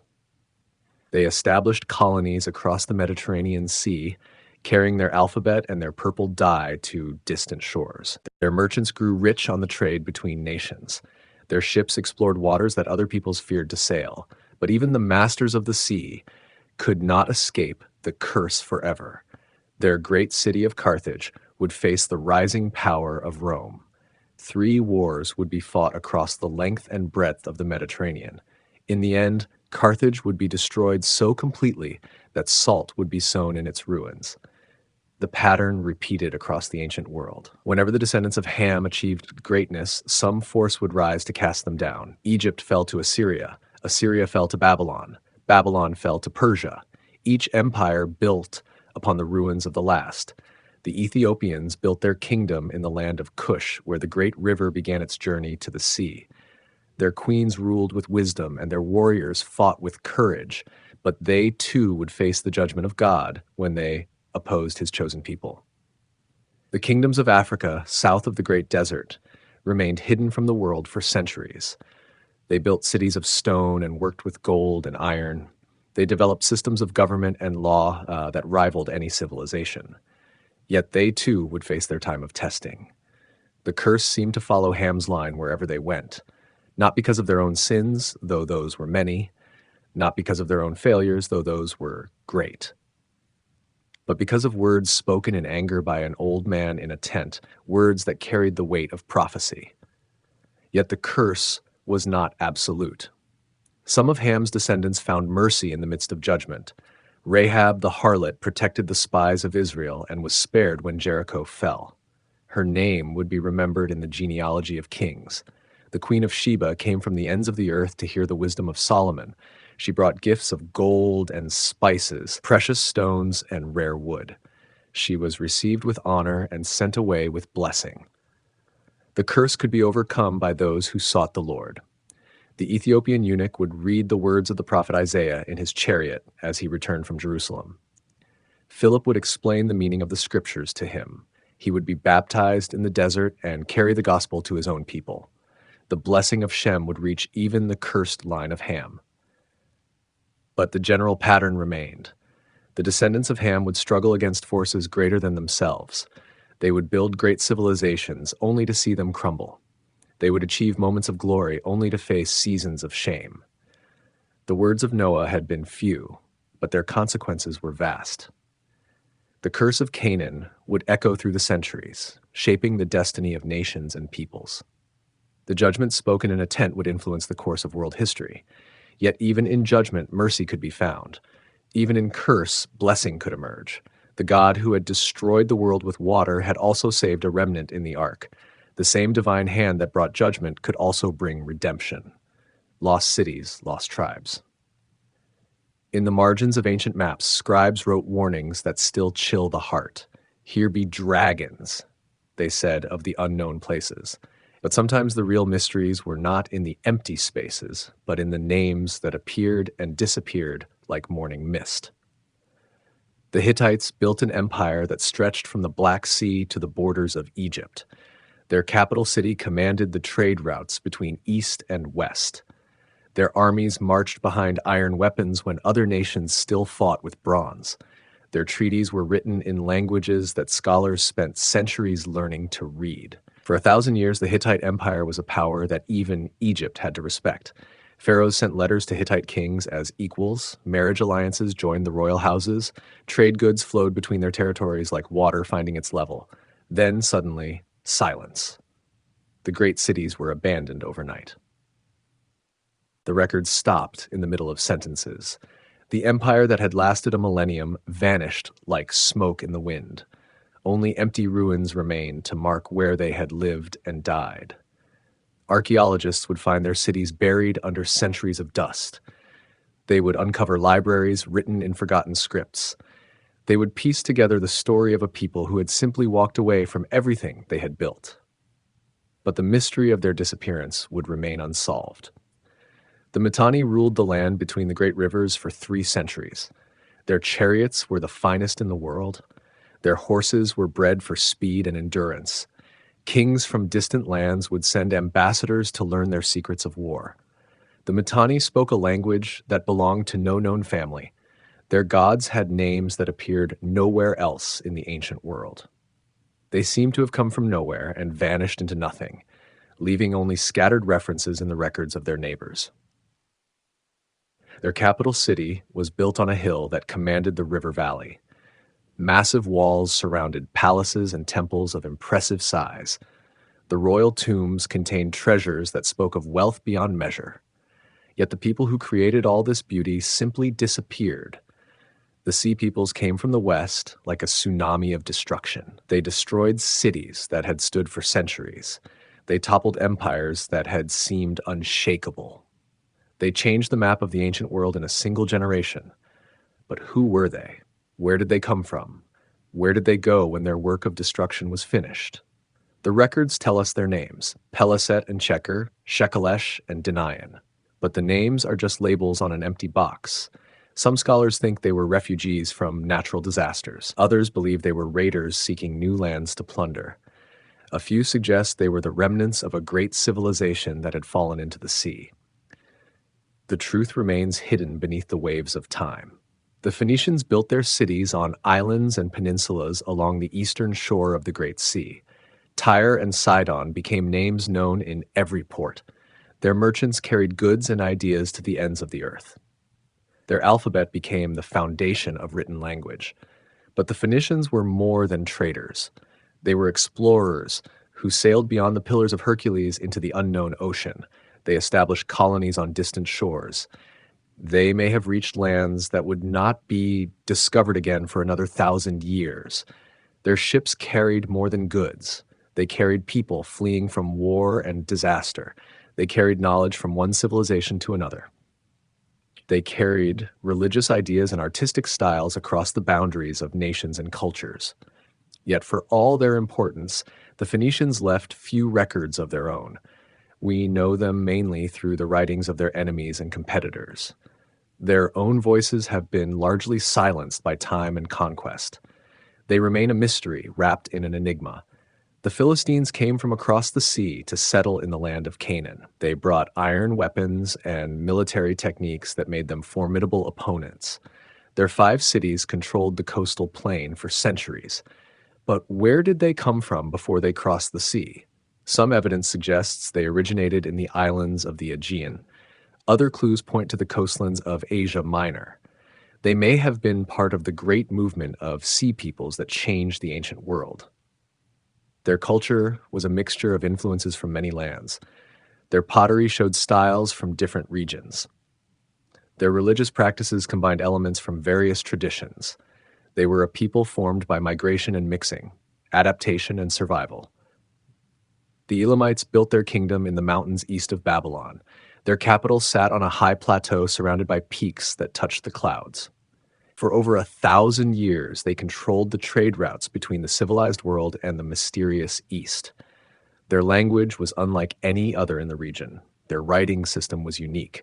Their art showed influences from distant lands. They seemed to be a bridge between the known world and the realm of legend that lay beyond the sunrise. Yet, the Elamites too would vanish from history. Their cities would be abandoned. Their language would be forgotten. Their culture would survive only in fragments and echoes, puzzle pieces from a picture that could never be completed. These lost peoples were all children of Noah, descendants of Shem and Ham and Japheth. They built cities and raised families. They created art and wrote poetry. They worshipped gods and buried their dead. They lived and loved and hoped just as we do. But time has swallowed their voices. Conquest has scattered their bones. The desert has buried their monuments. They have become footnotes in history books, names without faces, shadows without substance. Yet they were part of the great story that began when Noah stepped off the ark. They carried the image of God in their hearts and the breath of life in their lungs. They were links in the chain that connects us to our common beginning. Their cities may be lost, but their legacy lives on. Their blood flows in the veins of peoples who still walk the earth. Their discoveries and inventions became part of the heritage of humanity. Their names may be forgotten, but their contributions remain. The mythic overlay, the stories that men tell around campfires, often grow larger with each telling. What begins as simple truth becomes elaborate legend. What starts as history becomes mythology. The tales of Noah and his sons would follow this ancient pattern, spreading like ripples across the pond of human memory. In the land between 2 rivers, the Babylonians told their own version of the Great Flood. Their hero was named Utnapishtim, and he built his own great vessel to escape the waters of judgment. The details were different, but the heart of the story remained the same. Divine anger, human wickedness, and salvation through faithful obedience. The Babylonian flood hero received immortality as his reward. He lived forever on a distant island where the sun rose from the sea. Warriors would seek him out to learn the secret of eternal life. But the secret was always just beyond their grasp, like fruit hanging from a tree too high to reach. In Egypt, the priests told stories of the first time when the gods ruled directly over men. They spoke of a golden age when justice flowed like the waters of the Nile, and wisdom was as common as sand.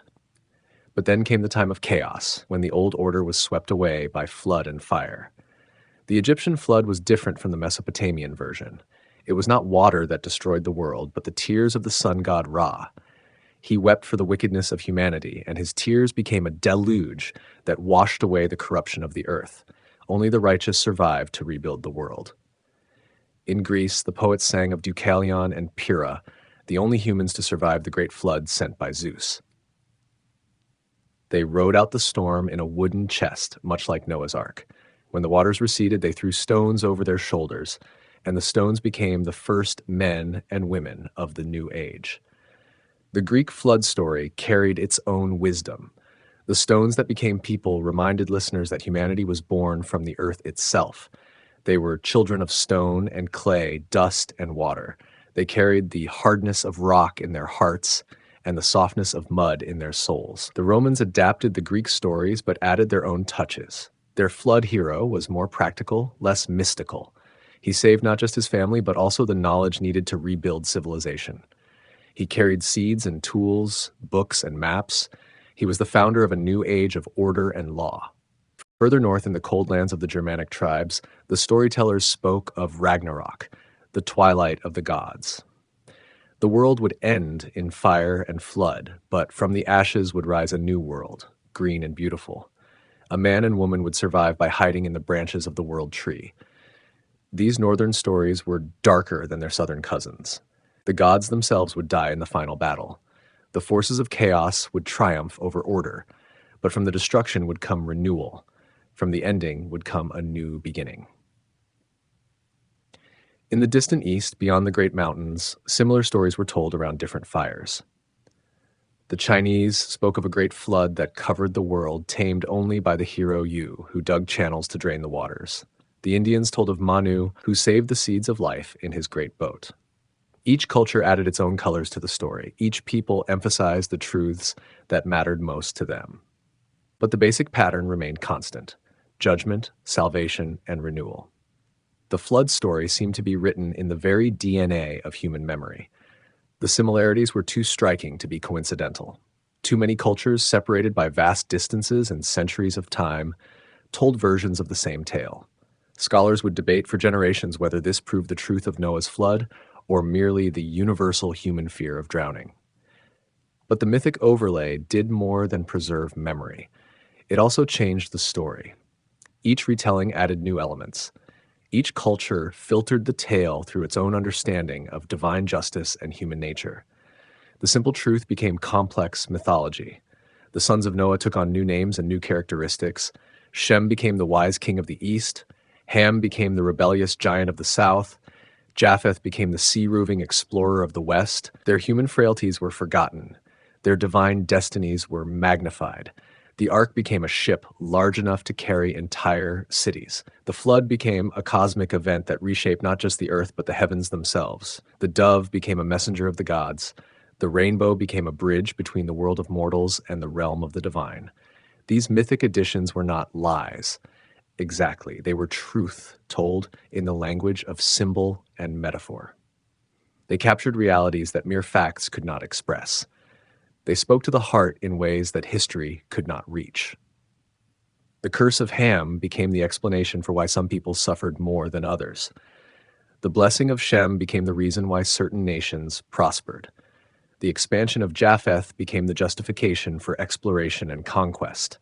Mythology became the servant of politics and prejudice. Yet the myths also preserved important truths. They reminded people that actions have consequences. They taught that divine justice, though slow, is sure. They proclaimed that hope survives even the worst disasters. They declared that every ending is also a beginning. The stories of Noah and his sons became part of the foundation of human culture. They influenced art and literature, law and religion. They shaped the way people understood their place in the world and their relationship to the divine. They became the mythology of civilization itself. Poets would draw inspiration from these ancient tales. Artists would paint the scenes described in the stories. Musicians would set the words to melody. Philosophers would debate their meaning. The simple truth told in Genesis would become the source of countless works of human creativity. The mythic overlay would continue to grow through the centuries. New cultures would add their own interpretations. New generations would find new meanings in the old stories.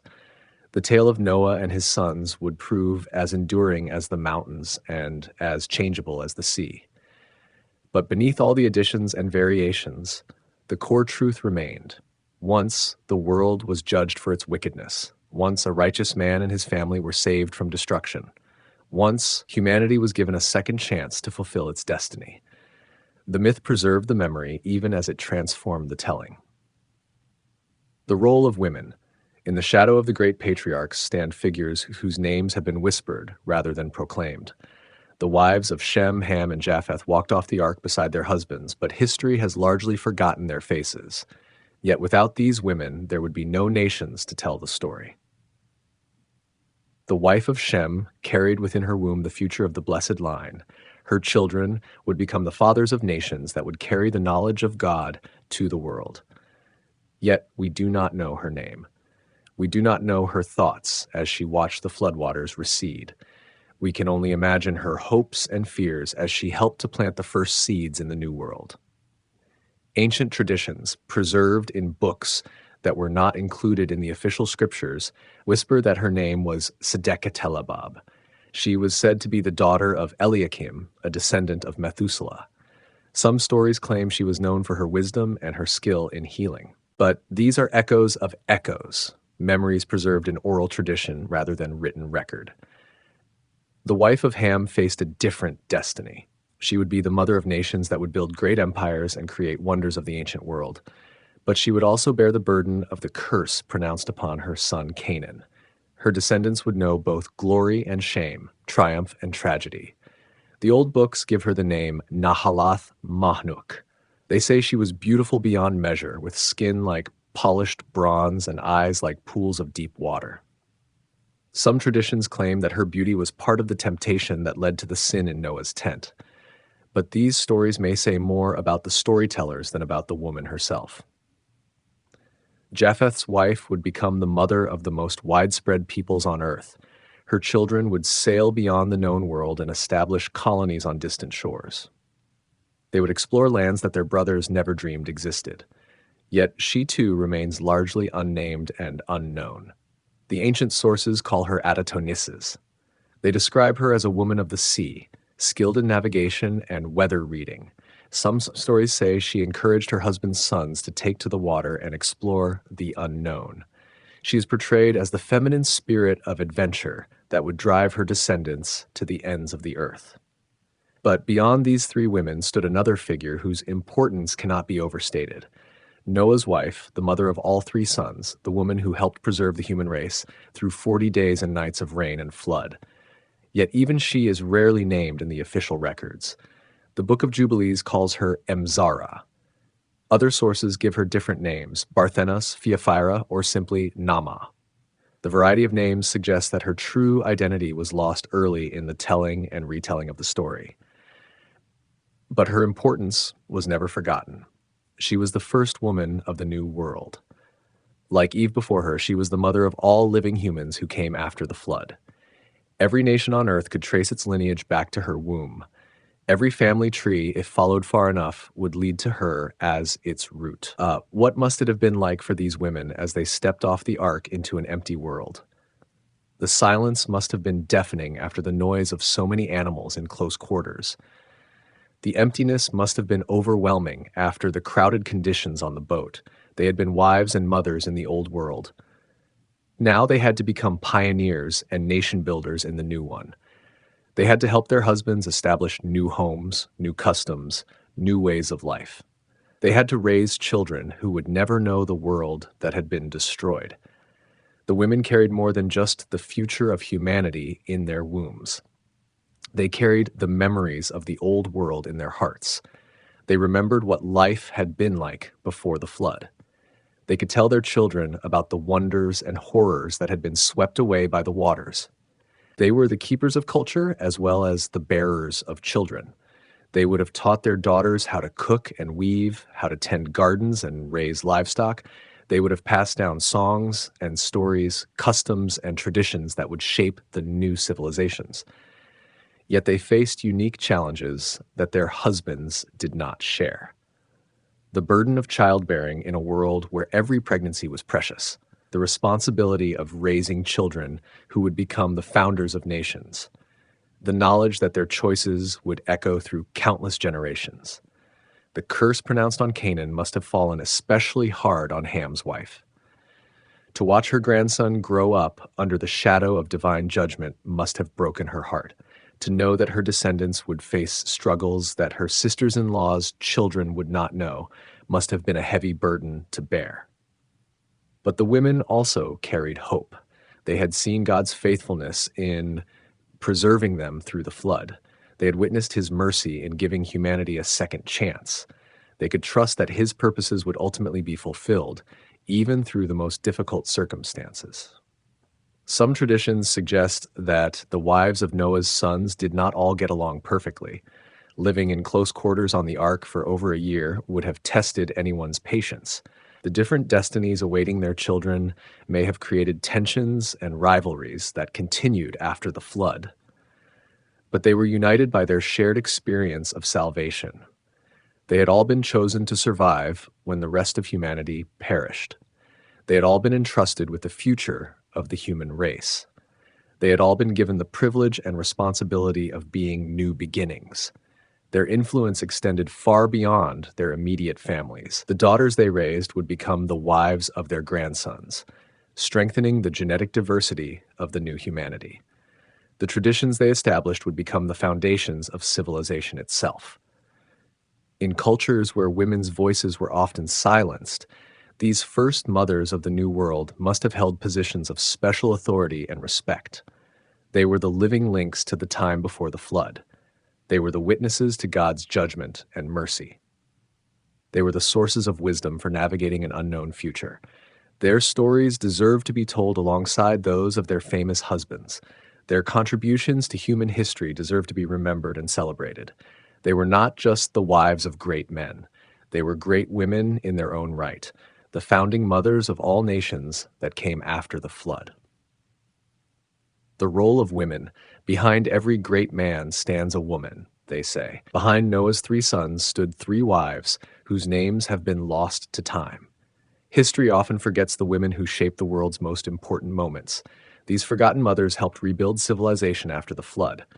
The Bible tells us the wives existed. It mentions them boarding the ark, surviving the deluge, stepping onto dry land, but their names, their stories, their dreams and fears? Silence. Ancient texts speak of patriarchs and their mighty deeds. The women who bore their children and shared their struggles fade into shadow. Jewish tradition tried to fill these gaps. Some rabbis called Shem's wife Sedekatelabab. Others gave her different names entirely. Ham's wife became Nila Tamauk in certain texts. Japheth's spouse received the name Adataneses. These names feel heavy on the tongue, weighted with centuries of speculation and wishful thinking. The Book of Jubilees offers more detail. It speaks of careful marriages arranged after the flood. Noah wanted his sons to choose wives from their own extended family. He feared mixing bloodlines might bring divine judgment again. The text describes wedding ceremonies, the joy of new beginnings, the hope that children would come soon. But who were these women as people? What did they think when the rain began to fall? How did they feel watching their friends and neighbors drown while they floated safely in the ark? Did they argue with their husbands? Did they comfort each other during the long, dark months at sea? Some traditions paint them as perfect helpmates, obedient, silent, focused only on supporting their men. Others hint at deeper stories. Ethiopian texts suggest the women brought knowledge from the old world. They remembered songs, recipes, ways of weaving and healing. While their husbands planned cities and divided lands, the wives preserved culture. Consider the moment they first held their newborn children. These women knew their babies would repopulate the earth. Every child represented hope, but also enormous pressure. Would this son become a mighty leader? Would this daughter birth kings and prophets? The weight of humanity's future rested in their arms. The Islamic tradition offers different names. Some scholars call Noah's wife Umzra. They give his daughters-in-law titles that speak to their virtues. But again, these feel like wishes rather than memories. Names assigned by later generations who felt the stories needed more balance. Archaeological evidence hints at women's roles in ancient societies. They managed households, raised children, and often controlled trade networks. If Noah's daughters-in-law followed these patterns, they likely held more power than the texts suggest. Perhaps they influenced their husbands' decisions about where to settle and how to organize their growing tribes. The wives would have faced unique challenges. Imagine being one of only 4 adult women responsible for repopulating the world. The pressure to bear children must have been overwhelming. Every pregnancy carried the weight of species survival. Every loss would have felt like a cosmic tragedy. Some apocryphal texts suggest the women possessed special gifts. One could see the future, another communicated with animals.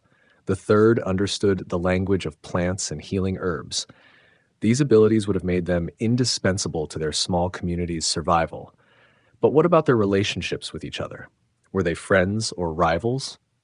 Did they support each other through difficult births and child rearing, or did they compete for resources and their husband's attention? The texts remain silent, but human nature suggests a complex mix of both. The curse of Ham affected these women too. When Noah spoke harsh words about Canaan, Ham's wife watched her grandson branded with shame. How did she feel? Did she protest? Did she comfort her daughter-in-law? Did she try to change Noah's mind? We can only wonder. As their sons grew and began to spread across the earth, the wives faced another challenge, watching their children leave, knowing they might never see them again. The world was vast and dangerous. Communication across great distances was impossible. Saying goodbye meant accepting permanent separation. Their influence lived on through the cultures their children built. If Shem's wife taught him reverence for tradition, that shaped the religious sensibilities of his descendants. If Ham's wife encouraged exploration and boldness, that spirit drove his sons to build great civilizations. If Japheth's wife valued knowledge and curiosity, that hunger for learning spread through his lineage. The silence around these women reflects a broader pattern in ancient storytelling. Men's public actions received attention. Women's private influence remained invisible. But rebuilding the world required both. The sons of Noah couldn't have succeeded without their wives' strength, wisdom, and support. Today, some groups try to reclaim these forgotten stories. They imagine what the wives might have been like, what they might have taught their children, how they might have shaped early human culture. These efforts can't recover the historical truth, but they honor the reality that women played crucial roles in humanity's second beginning. The wives of Noah's sons remind us that behind every great story stand untold stories. Behind every famous name hide forgotten names. Behind every recorded deed lie unrecorded sacrifices. The women who helped rebuild the world after the flood deserve remembrance, even if their names have been lost to time. The Book of Jubilees, deep in ancient libraries, scribes preserved an alternative telling of Noah's story. The Book of Jubilees, sometimes called the Little Genesis, expands the biblical account with vivid details and cosmic drama. This text transforms a simple family story into an epic of good versus evil. Written around the 2nd century before Christ, Jubilees claims to record the words of an angel speaking to Moses on Mount Sinai. The angel reveals the true history of the world, including secrets about Noah's family that the regular Bible doesn't mention. The tone is urgent, almost breathless, as if the angel fears running out of time.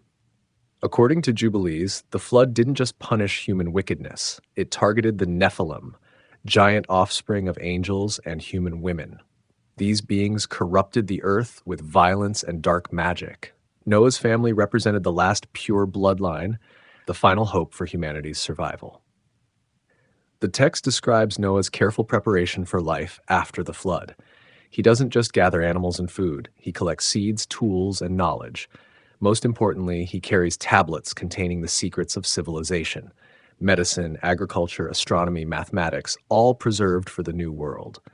When the family leaves the ark, they perform elaborate rituals. Noah builds altars and offers sacrifices according to precise cosmic timing. The angel explains that these ceremonies bind heaven and earth together, ensuring divine protection for Noah's descendants.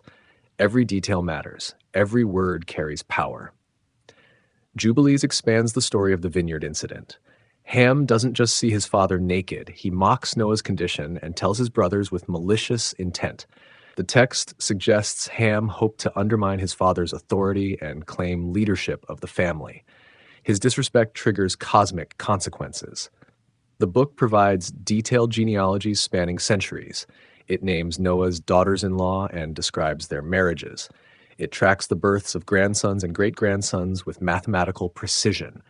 Each generation receives specific territorial assignments, as if the world were being divided according to a divine master plan. The division of the earth becomes a formal ceremony. Noah, guided by angelic visions, draws lots for his sons. Shem receives the center of the world, including the future site of Jerusalem. Ham gets the south, including Africa and parts of Asia. Japheth inherits the north and west, stretching toward unknown lands. But Jubilees warns that not all of Noah's descendants will honor these boundaries. It prophesies that Ham's children will try to seize land belonging to Shem's family. This cosmic land dispute will fuel conflicts for thousands of years, pitting brother against brother across generations. The text describes Noah's final years in remarkable detail. He continues receiving visions and prophecies until his death. He writes down instructions for his descendants, warning them about future dangers. He establishes festivals and holy days to help them remember their divine calling. Most striking is Jubilee's portrayal of spiritual warfare. The flood didn't end the cosmic battle between good and evil. Demons survived the deluge, and they immediately began corrupting Noah's descendants. The text describes how evil spirits taught humans forbidden knowledge, leading them away from God's path. Noah's grandson Nimrod becomes a central figure in this spiritual conflict. Jubilees presents him as more than just a mighty hunter. He becomes a rebel against divine authority, gathering followers who challenge heaven itself. The Tower of Babel represents the climax of this rebellion. The book contains detailed astronomical information. It describes how Noah's family used the movements of stars and planets to mark time and seasons. This knowledge helps them maintain the proper calendar, ensuring their festivals align with cosmic rhythms. The text suggests that understanding time connects humans to divine purposes. Jubilees also expands on the role of angels in human affairs. Guardian angels watch over each nation descended from Noah's sons. These celestial beings guide and protect their assigned peoples, but they also judge and punish when necessary. The interaction between earthly and heavenly realms remains constant. The text provides precise chronologies for major events. It calculates exactly when key figures were born, when they married, when they died. This mathematical precision suggests the author believed history follows divine patterns. Nothing happens by chance. Every event serves a cosmic purpose. One of the most intriguing aspects of Jubilees is its treatment of law and righteousness. The book suggests that Noah's family already knew and followed many of the laws later given to Moses. Moral truth existed before Sinai. The flood punished those who ignored these eternal principles. The text ends with Moses receiving this revelation on Mount Sinai. The angel commands him to write down these hidden truths for future generations. The book thus presents itself as divinely revealed history, not human speculation. Its authority comes directly from heaven. Modern scholars debate Jubilee's historical value. Some see it as ancient fiction, creative expansion of biblical themes. Others find in it genuine traditions preserved from Noah's time. Most agree it reveals how ancient Jews interpreted their origins and understood their place in cosmic history. The Book of Jubilees reminds us that Noah's story carried weight far beyond a simple tale of survival. For ancient readers, it explained the fundamental structure of reality. It revealed why nations exist, why conflicts arise, and why righteousness matters. It transformed three brothers into archetypes of human destiny. Noah's death. The great patriarch lived 950 years, 9.5 centuries of watching the world rebuild itself, seeing his sons become fathers of nations, witnessing humanity's second chance unfold in ways both beautiful and tragic. When death finally came for Noah, it marked the end of an era. The Bible offers few details about Noah's final days. It simply states his age at death and moves on to other stories. But ancient traditions filled this gap with elaborate accounts of his passing. These stories reveal how later generations imagined the death of the world's most important survivor. According to the Book of Jubilees, Noah spent his final years in careful preparation. He knew his time was coming to an end. He gathered his sons and grandsons for final blessings and warnings. His words carried the weight of centuries, the wisdom of someone who had seen the world destroyed and reborn. Noah's final speeches reportedly covered many topics. He reminded his descendants about the division of the earth, urging them to respect the boundaries he had established. He warned about the dangers of mixing with corrupted bloodlines. He emphasized the importance of righteousness and obedience to divine commands. The patriarch particularly focused on his grandsons. He saw in them the future of humanity's great experiment. Some would build mighty civilizations, others would fall into darkness. He tried to guide them toward wisdom, knowing his influence would soon be gone forever. Jewish tradition describes elaborate funeral preparations. Noah's family gathered from across the known world to honor the man who had saved them all. His sons put aside their growing differences to serve as pallbearers. For a moment, the fractures in the family seemed to heal. The location of Noah's burial became a matter of sacred geography. Some traditions placed his tomb on Mount Ararat near where the ark had landed. Others suggested he was buried in the land that would later become Israel. Each location carried symbolic meaning about his connection to holy ground. Islamic tradition offers different details about Noah's final moments. It describes him as a prophet who continued receiving divine revelations until the very end. His death represented the passing of direct divine communication to a new generation of spiritual leaders. The funeral itself supposedly lasted for days. Representatives from every tribe descended from Noah's sons participated in the ceremonies. They brought offerings and shared memories of the great patriarch's wisdom. The gathering resembled a reunion of the entire human family. But Noah's death also triggered immediate consequences. With the family's unifying figure gone, old tensions resurfaced. Disputes over land and leadership intensified. The curse on Canaan, which Noah's presence had held in check, began to manifest more clearly. Shem, as the blessed son, assumed spiritual leadership of the family. But his authority wasn't universally accepted. Ham's descendants, still smarting from their father's humiliation, began asserting their independence. Japheth's children, always the quieter branch, started their own migrations westward. Some traditions suggest Noah left behind written instructions for his descendants. These documents supposedly contained detailed prophecies about the future of each family line. They also included practical advice about agriculture, animal husbandry, and governance. The immediate aftermath of Noah's death saw the first major migrations of his grandchildren. Without the patriarch's presence to maintain family unity, younger generations felt free to seek their own destinies. This dispersal accelerated the spread of human civilization across the earth. Nimrod's rise to power coincided with Noah's death. Some texts suggest the mighty hunter deliberately waited until the patriarch was gone before launching his ambitious building projects. Without Noah's moral authority to restrain him, Nimrod felt free to challenge divine commands. The construction of Babel began shortly after Noah's funeral. This timing was probably not coincidental. The project represented a rejection of Noah's teachings about humility and obedience. It marked the first major rebellion of the post-flood generation. Archaeological evidence can't confirm the details of Noah's death, but ancient burial customs provide context. Great leaders in the ancient world received elaborate funerals designed to honor their achievements and ensure their continued influence after death. The emotional weight of Noah's passing affected different family members in various ways.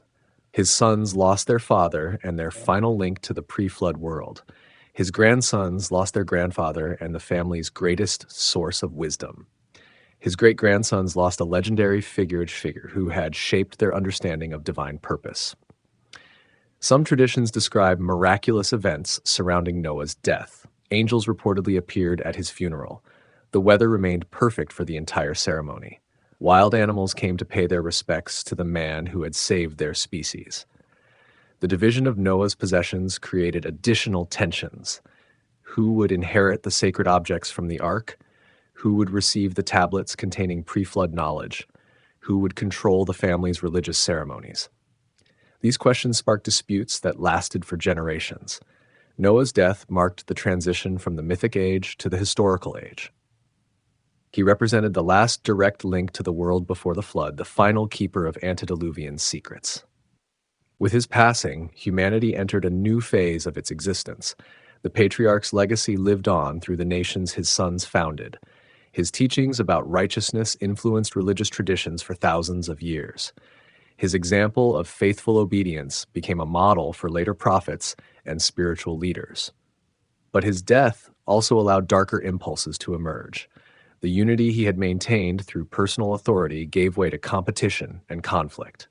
The seeds of future wars between his descendants' nations were planted in the soil of his grave. Noah's death reminds us that even the greatest figures eventually pass away. Their influence continues, but their personal presence ends.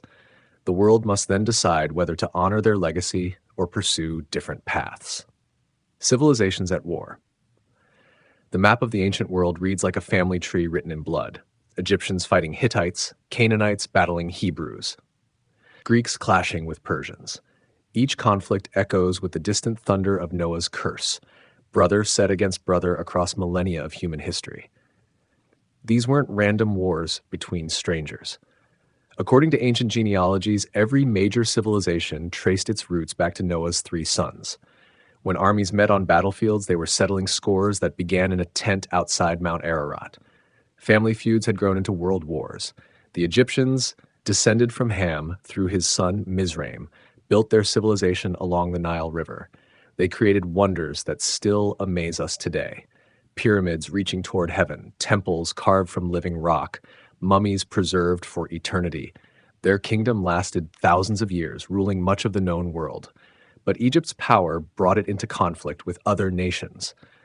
The Hittites, descendants of Ham's son Heth, controlled much of what we now call Turkey. These 2 mighty empires fought for control of trade routes and strategic territories. Their battles shaped the destiny of the ancient Middle East. The most famous confrontation came at Kadesh, where Pharaoh Ramesses II led his armies against the Hittite king Muwatalli. Thousands of soldiers died in a single day. Chariots crashed together in clouds of dust and blood. Both sides claimed victory, but neither achieved decisive triumph. Was this simply politics and economics? Or did deeper forces drive these conflicts? Ancient texts suggest the curse of Ham created lasting tensions between his descendants. They were blessed with great achievements, but cursed with internal strife. The Canaanites faced a different kind of warfare. When Joshua led the Israelites into the Promised Land, they encountered dozens of Canaanite tribes. The Jebusites held Jerusalem. The Philistines controlled the coast. The Amorites ruled the mountains. Each group fought desperately to keep their homeland. These conflicts carried special significance because they pitted Ham's descendants against Shem's chosen line. The curse Noah had pronounced centuries earlier seemed to be fulfilling itself. Canaan's children would indeed serve their cousins, but only after generations of bloody warfare. The siege of Jericho became legendary. The Israelites marched around the city for 7 days, then watched its walls collapse at the sound of trumpets. Archaeological evidence suggests the city was indeed destroyed around this time, though the exact details remain mysterious. But the Philistines proved more stubborn. These seafaring warriors, possibly connected to the mysterious sea peoples, established 5 major cities along the coast. They fought the Israelites for centuries, producing heroes like Goliath and enemies like Samson. Meanwhile, Japheth's descendants were spreading across the northern world. The Greeks built city-states around the Mediterranean. The Scythians roamed the steppes of Central Asia. The ancestors of Romans established settlements in Italy. These groups seemed more distant from the Middle Eastern conflicts, but they weren't entirely separate. When the Persian Empire rose to power, it brought together many threads of Noah's family tree. The Persians themselves descended from Japheth through his son Gomer, but their empire included peoples from all 3 branches of Noah's family. Suddenly, ancient family tensions operated on a global scale. The Greek-Persian wars took on mythic proportions. At Marathon, Thermopylae, and Salamis, small Greek forces faced massive Persian armies.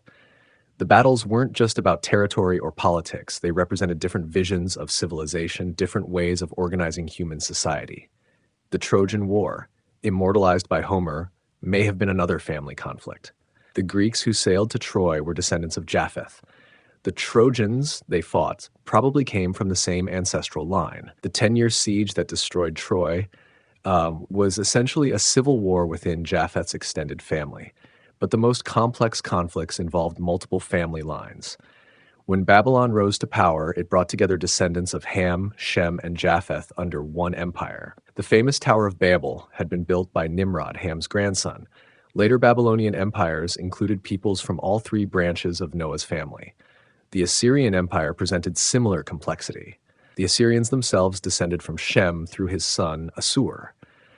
But their empire conquered territories belonging to all of Noah's family lines. When they destroyed the northern kingdom of Israel, they were attacking their own cousins. These weren't simple good versus evil conflicts. Each side could claim legitimate grievances and noble goals. The Egyptians built magnificent civilizations and preserved knowledge for future generations. The Hittites created the world's first known peace treaty. The Canaanites developed crucial innovations in agriculture and commerce. Even the cursed line of Canaan produced remarkable achievements. The Phoenicians, descendants of Canaan's son Sidon, created the alphabet that became the foundation of modern writing. They established trading networks that connected the entire Mediterranean world.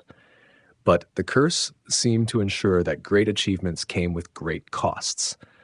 The most successful civilizations often faced the most devastating defeats. Egypt's glory days ended in foreign conquest. The Hittite Empire vanished almost without trace. Canaanite cities fell to Assyrian and Babylonian armies.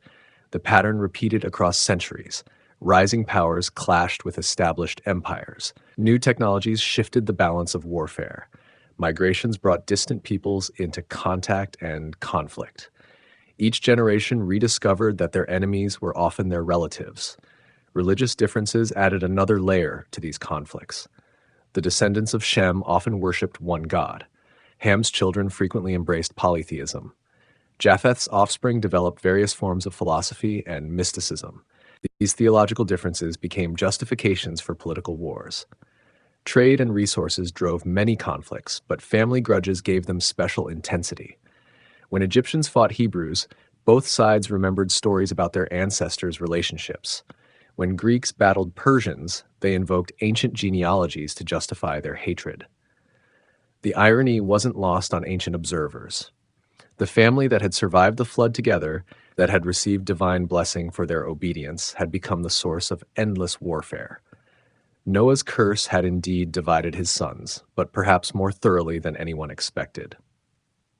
Modern historians debate whether these genealogical connections were real or invented. Did ancient peoples really remember their common ancestry, or did they create family trees to explain their conflicts? The truth probably lies somewhere between literal history and symbolic storytelling. What remains clear is that ancient peoples saw their wars as family affairs. They weren't fighting strangers, but relatives who had taken different paths. This understanding gave their conflicts deeper meaning and made peace more difficult to achieve. Canaan and the land promise. The morning sun cast long shadows across the Jordan River as Joshua gathered the tribes of Israel on its eastern bank. Across the water lay the Promised Land, home to Noah's cursed grandson and his descendants. 4 centuries after the curse was spoken, the time had come for its fulfillment. Canaan had been blessed with fertile soil and strategic location. The land bridge between Africa and Asia, it controlled trade routes that connected 3 continents. Rivers provided fresh water. Mountains offered protection. Coastal plains yielded abundant harvests. No wonder ancient peoples called it a land flowing with milk and honey. But Canaan's descendants had multiplied and spread throughout this beautiful territory. The Hittites controlled the central mountains. Jebusites held the fortress city of Jerusalem. Amorites ruled the western highlands. Canaanites proper occupied the fertile valleys. Each group had built their own cities, developed their own customs, worshipped their own gods. The Israelites, descendants of Shem through Abraham, Isaac, and Jacob, had received divine promises about this land. God had told Abraham his offspring would inherit the territory from the river of Egypt to the great Euphrates. The promise had passed to Isaac, then Jacob, then the 12 tribes that bore Jacob's name. But promises and reality didn't always align. When the Israelites finally arrived at Canaan's borders, they found the land already occupied by well-established peoples. These weren't nomadic wanderers who could be easily displaced. They were settled farmers, skilled craftsmen, organized warriors with fortified cities. The book of Numbers describes the scouts' report. 12 men, one from each tribe, explored the land for 40 days. They returned with grapes so large it took 2 men to carry a single cluster. But they also reported giants in the land, cities with walls reaching to heaven, peoples too strong to defeat. Fear gripped the Israelite camp. Only Joshua and Caleb maintained faith that God would give them victory. The other 10 scouts convinced the people that conquest was impossible. This lack of faith condemned an entire generation to die in the wilderness. Only their children would enter the promised land. 40 years of wandering followed. An entire generation grew up in the desert, hearing stories about the land they would inherit, but never seeing it themselves. Moses, the great leader who had brought them out of Egypt, died within sight of Canaan, but never set foot on its soil. Joshua inherited the massive task of conquest. He wasn't just facing military challenges, but fulfilling ancient prophecy. Noah's words about Canaan serving his brothers were about to be tested on the battlefield. Would curse prove stronger than human strength? The crossing of the Jordan River marked the beginning of the end for Canaanite independence.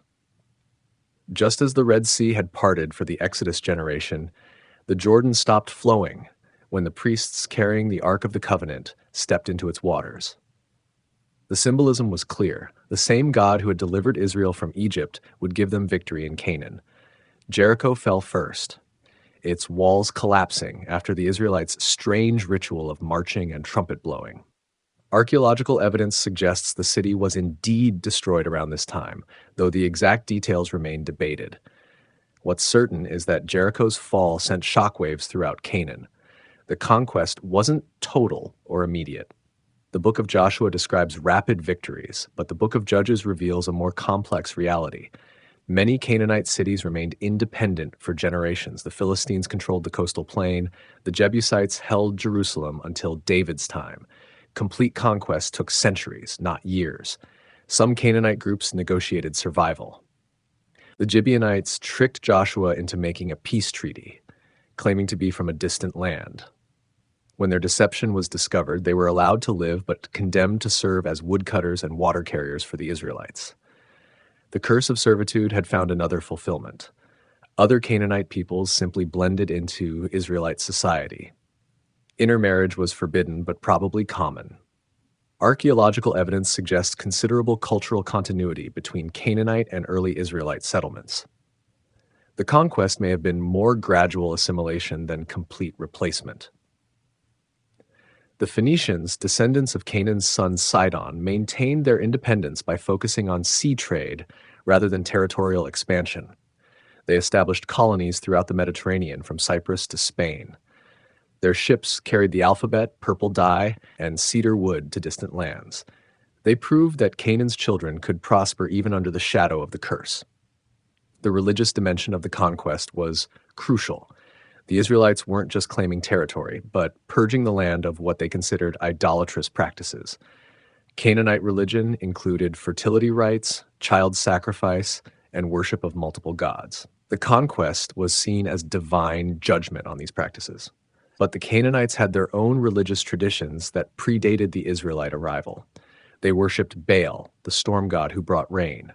They honored Asherah, the mother goddess who ensured fertility. They built high places and sacred groves throughout the land. To them, the Israelites were foreign invaders destroying ancient sanctuaries. The book of Deuteronomy commanded the Israelites to completely destroy the Canaanite nations, showing them no mercy. This seems harsh to modern readers, but ancient Near Eastern warfare often involved total conquest. The unusual aspect wasn't the violence, but the religious motivation behind it. Some scholars argue the conquest narratives were written much later, during the Babylonian exile, to encourage faith in divine promises. Others maintain they preserve genuine historical memories of Bronze Age conflicts. The truth probably includes elements of both perspectives. What's certain is that the Israelite conquest of Canaan became a model for later religious and political movements. The idea that God grants territory to faithful peoples while punishing the wicked influenced centuries of thought about war, colonization, and divine justice. The Canaanite response to conquest varied by region and time period. Some groups fled to other territories. Others maintained independence in mountain strongholds or coastal cities. Many adapted to Israelite rule, adopting new customs while preserving aspects of their ancestral culture. The curse of Canaan found its most complete fulfillment during the reign of King Solomon. The Great Temple in Jerusalem was built partly by Canaanite craftsmen working as forced laborers. The descendants of the cursed grandson were indeed serving their cousins, but their skills were essential to creating one of the ancient world's most magnificent buildings. But the conquest also planted seeds of future conflict. The Philistines, who may have been related to the Sea Peoples, established 5 major cities along the coast. They fought the Israelites for centuries, producing legendary conflicts between champions like David and Goliath. The incomplete nature of the conquest created ongoing tensions. Israelite and Canaanite communities lived side by side for generations, sometimes peacefully, sometimes in conflict. The religious and cultural differences that the conquest was supposed to resolve continued to influence regional politics. Modern archaeology provides a complex picture of the conquest period. Some cities show evidence of destruction that could match biblical accounts. Others reveal gradual cultural change rather than sudden conquest. The relationship between archaeological evidence and biblical narrative remains actively debated.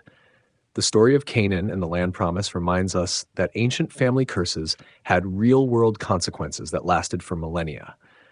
Noah's words about his grandson serving his brothers weren't just prophecy, but a pattern that shaped Middle Eastern history for over 1,000 years.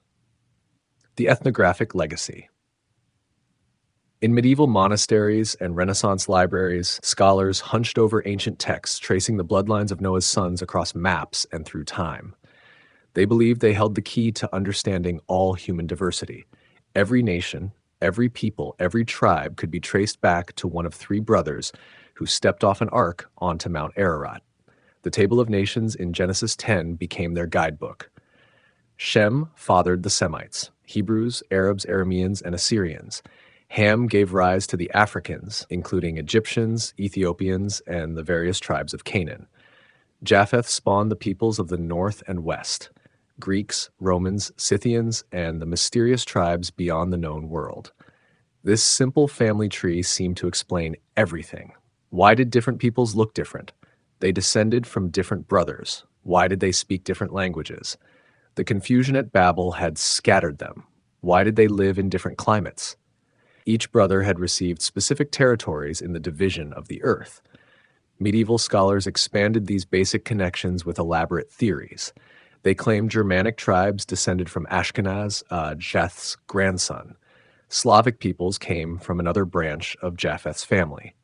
The Celts and other Western Europeans traced their roots to various sons of Japheth, mentioned in ancient genealogies. The system provided comforting certainty in an uncertain world. Every strange traveler, every distant kingdom, every unknown tribe had a place in the grand family tree. There were no aliens, no truly foreign peoples. Everyone was related, all children of Noah, all connected by blood and history. But the ethnographic legacy of Noah's sons carried dangerous implications.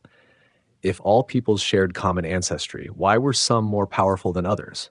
Why had some built great civilizations while others remained tribal? The answers often reinforced existing prejudices and power structures. Shem's blessing made his descendants the chosen peoples, destined for spiritual leadership. Ham's curse marked his children for servitude. Japheth's enlargement promised his offspring would inherit the earth's wide spaces. These ancient pronouncements became justifications for medieval hierarchies. European scholars placed themselves firmly in Japheth's line. They saw their expanding influence as fulfillment of ancient prophecy. When Japheth was promised he would dwell in the tents of Shem, they interpreted this as Christian Europe's right to control the Holy Land. Their crusades weren't just political ventures, but genealogical destiny. The age of exploration added new complexity to these theories. When Europeans encountered Native Americans, they had to find places for them in Noah's family tree. Some scholars declared them descendants of the 10 lost tribes of Israel. Others placed them in Ham's line, explaining their primitive condition as punishment for ancestral sin. Similar challenges arose with other newly discovered peoples. Pacific Islanders, Australian Aborigines, and various African tribes all needed genealogical explanations. European scholars stretched their theories to accommodate these groups, usually in ways that justified European superiority and colonization. The development of the Atlantic slave trade created particular pressure to explain African peoples within the Noah framework. European and American scholars increasingly emphasized Ham's curse, arguing that Africans were naturally suited for servitude. They ignored the fact that the curse specifically targeted Canaan, not Ham's other sons. These interpretations weren't just academic exercises. They shaped laws, justified wars, and determined the fate of millions. If Africans were cursed descendants of Ham, slavery became a fulfillment of divine prophecy rather than human cruelty. If Native Americans were degenerate branches of Israel, their dispossession became righteous judgment. The rise of modern science challenged these ethnographic theories.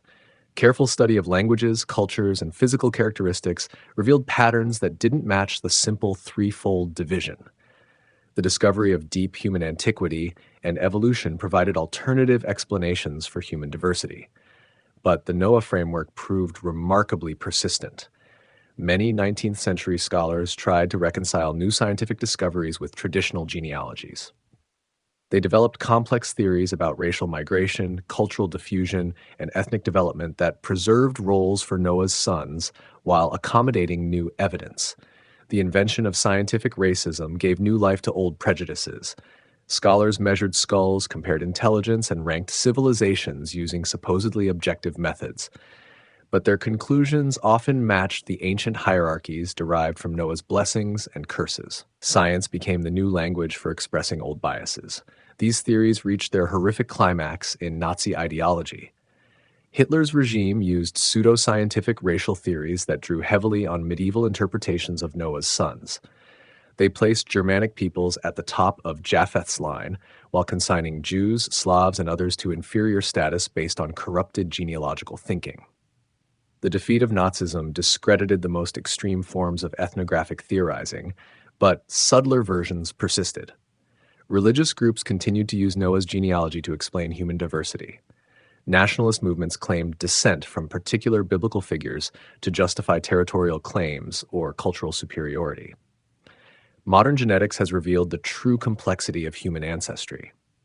DNA analysis shows that all humans share recent common ancestors, but the patterns of relationship don't match the simple divisions suggested by Noah's family tree. African populations show the greatest genetic diversity, contradicting theories that place them in a single cursed lineage. Archaeological evidence provides similarly complex pictures of human migration and cultural development. The spread of agriculture, languages, and technologies followed patterns that can't be reduced to three family lines, spreading from a single point. Human history is far more intricate than medieval scholars imagined, yet the ethnographic legacy of Noah's sons continues to influence modern thinking. Some religious groups still use biblical genealogies to understand human diversity. Certain political movements invoke ancient ethnic theories to justify modern policies. The power of these old ideas shouldn't be underestimated. The story of how Noah's sons became the framework for understanding human diversity reveals both the power and danger of mythological thinking. These ancient stories provided meaning and connection, but they also enabled oppression and violence when misused by those seeking to justify their prejudices. The ethnographic legacy reminds us that scientific-sounding theories can mask ancient biases. Progress requires constantly questioning inherited assumptions, even those that seem to offer simple explanations for complex realities. The sons of Noah gave humanity a sense of shared ancestry, but they also became tools for division and domination. Misuse of Ham's curse. The ship rocked gently in Charleston Harbor as the preacher opened his Bible. Before him sat hundreds of enslaved Africans, recently arrived from their homeland, confused and terrified. The preacher began to read from Genesis, his voice carrying across the crowded deck. He told them about Noah's curse on Canaan, explaining that their bondage was God's will, written in Scripture long before they were born. This scene played out countless times across the American South and other slave-holding regions. The curse of Ham became the most twisted biblical interpretation in human history, used to justify the enslavement of millions and the oppression of entire continents. What began as an ancient family dispute became a weapon of mass destruction aimed at human dignity. The transformation didn't happen overnight. Early Christian scholars rarely connected the curse to African slavery.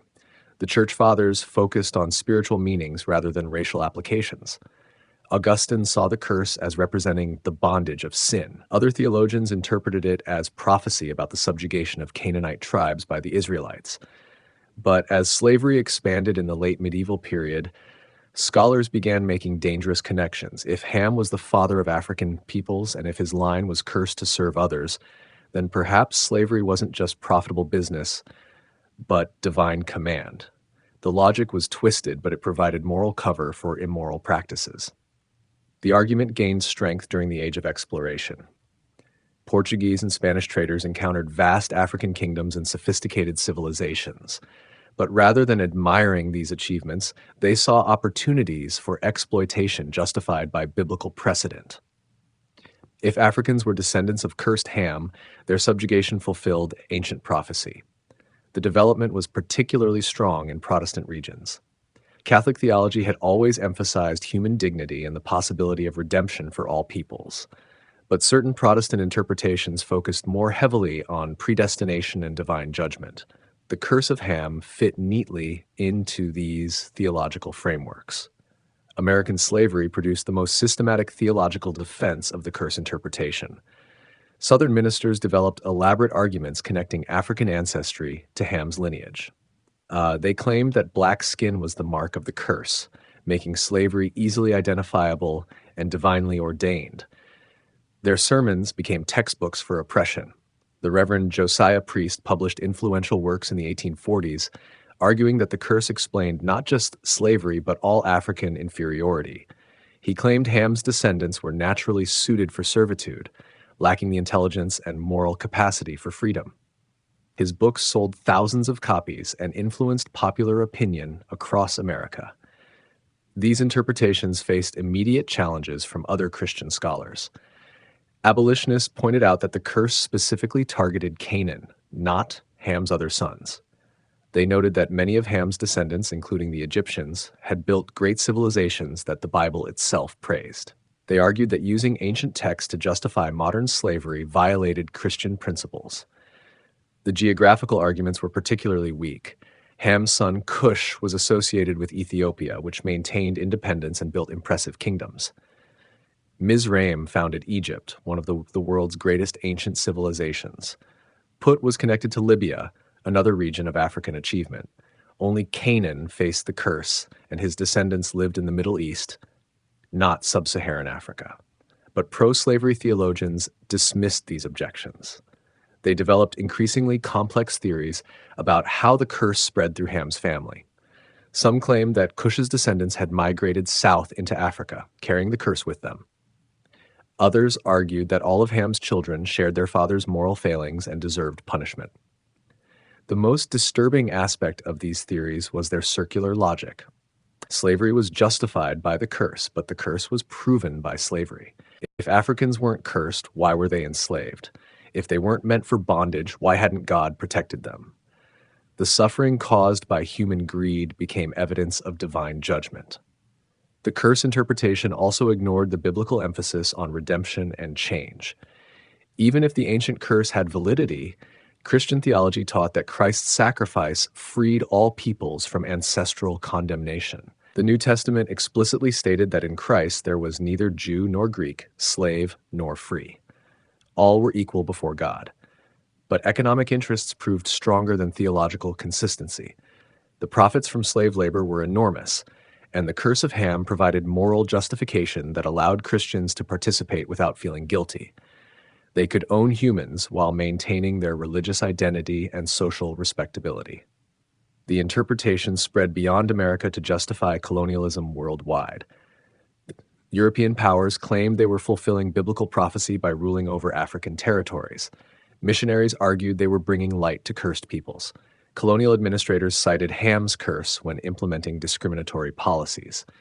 South African apartheid drew heavily on these interpretations. The Dutch Reformed Church developed theological justifications for racial separation based partly on the curse of Ham.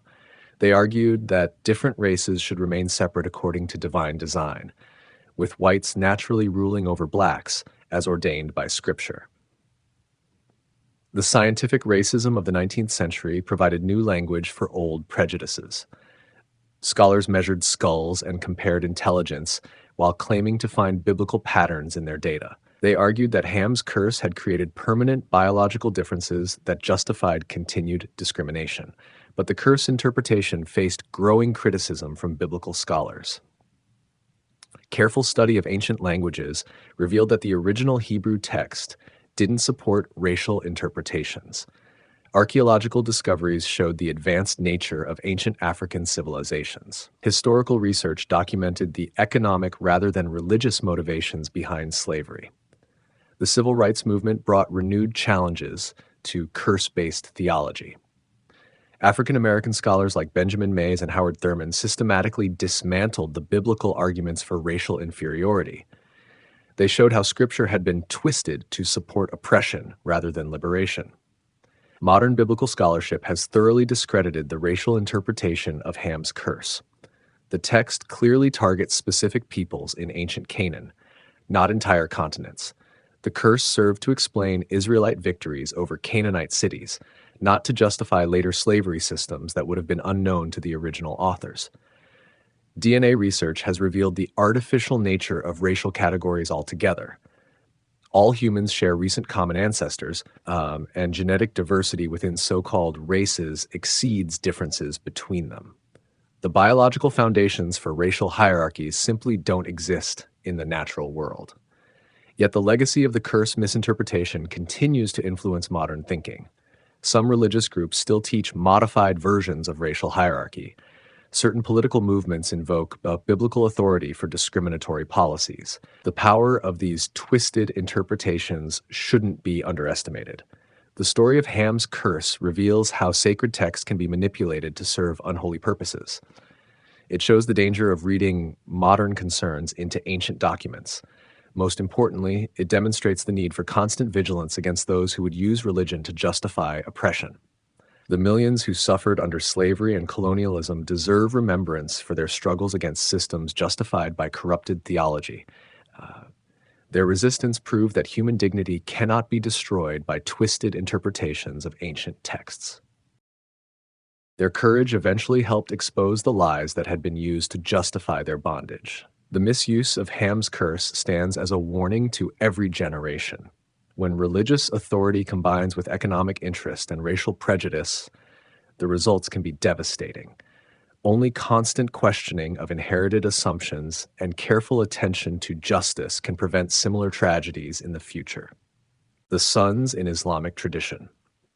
In the courtyard of the great mosque in Damascus, the scholar opened the Quran to the story of Nuh and his family. The evening call to prayer had ended, and now came time for teaching.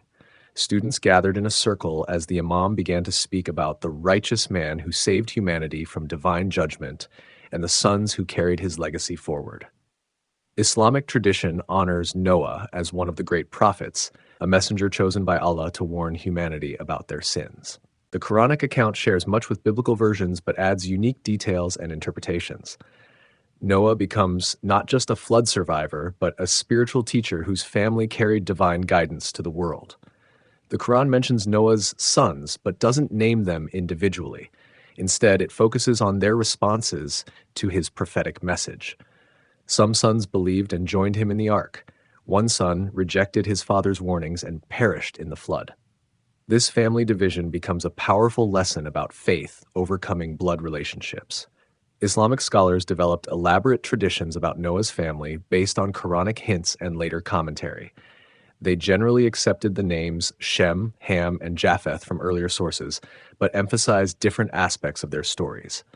The focus shifted from tribal genealogies to spiritual qualities and moral lessons. The story of the disobedient son receives special attention in Islamic teaching. The Quran describes Noah calling to his son as the waters rise, begging him to join the faithful in the ark. The son refuses, claiming he will find safety on a mountain. He drowns despite his father's desperate appeals, teaching that faith matters more than family connections. This tragic episode shapes Islamic understanding of Noah's legacy. Even prophets cannot guarantee their children's salvation. Each person must choose their own path toward God. The flood becomes not just physical rescue, but spiritual test that some family members failed. Islamic tradition also addresses the curse incident differently than biblical accounts. While acknowledging the story of Noah's drunkenness and Ham's disrespect, Islamic scholars generally emphasize forgiveness and redemption over eternal punishment. They see the incident as a temporary family conflict rather than cosmic curse affecting entire civilizations. The division of the earth among Noah's sons appears in Islamic sources, but with different emphasis. Rather than focusing on territorial boundaries or racial hierarchies, Islamic scholars stress the spiritual missions given to each family line. Every group received divine guidance appropriate to their circumstances and capabilities. Shem's descendants, including the Arabs and other Semitic peoples, carried the tradition of monotheism through figures like Abraham, Moses, and eventually Muhammad. Ham's children built great civilizations in Africa and elsewhere, contributing knowledge and culture to human development. Japheth's offspring spread across the northern regions, establishing their own communities and customs. The Islamic approach generally avoids the racial interpretations that plagued Christian thinking about Noah's sons. The Quran explicitly states that Allah created different peoples so they might know one another, not so some could dominate others. Diversity becomes a sign of divine creativity rather than hierarchy. Islamic historians like Al-Tabari compiled extensive genealogies connecting various peoples to Noah's sons. These works influenced medieval understanding of ethnography and geography, but Islamic scholars generally used these connections to explain diversity rather than justify superiority or oppression.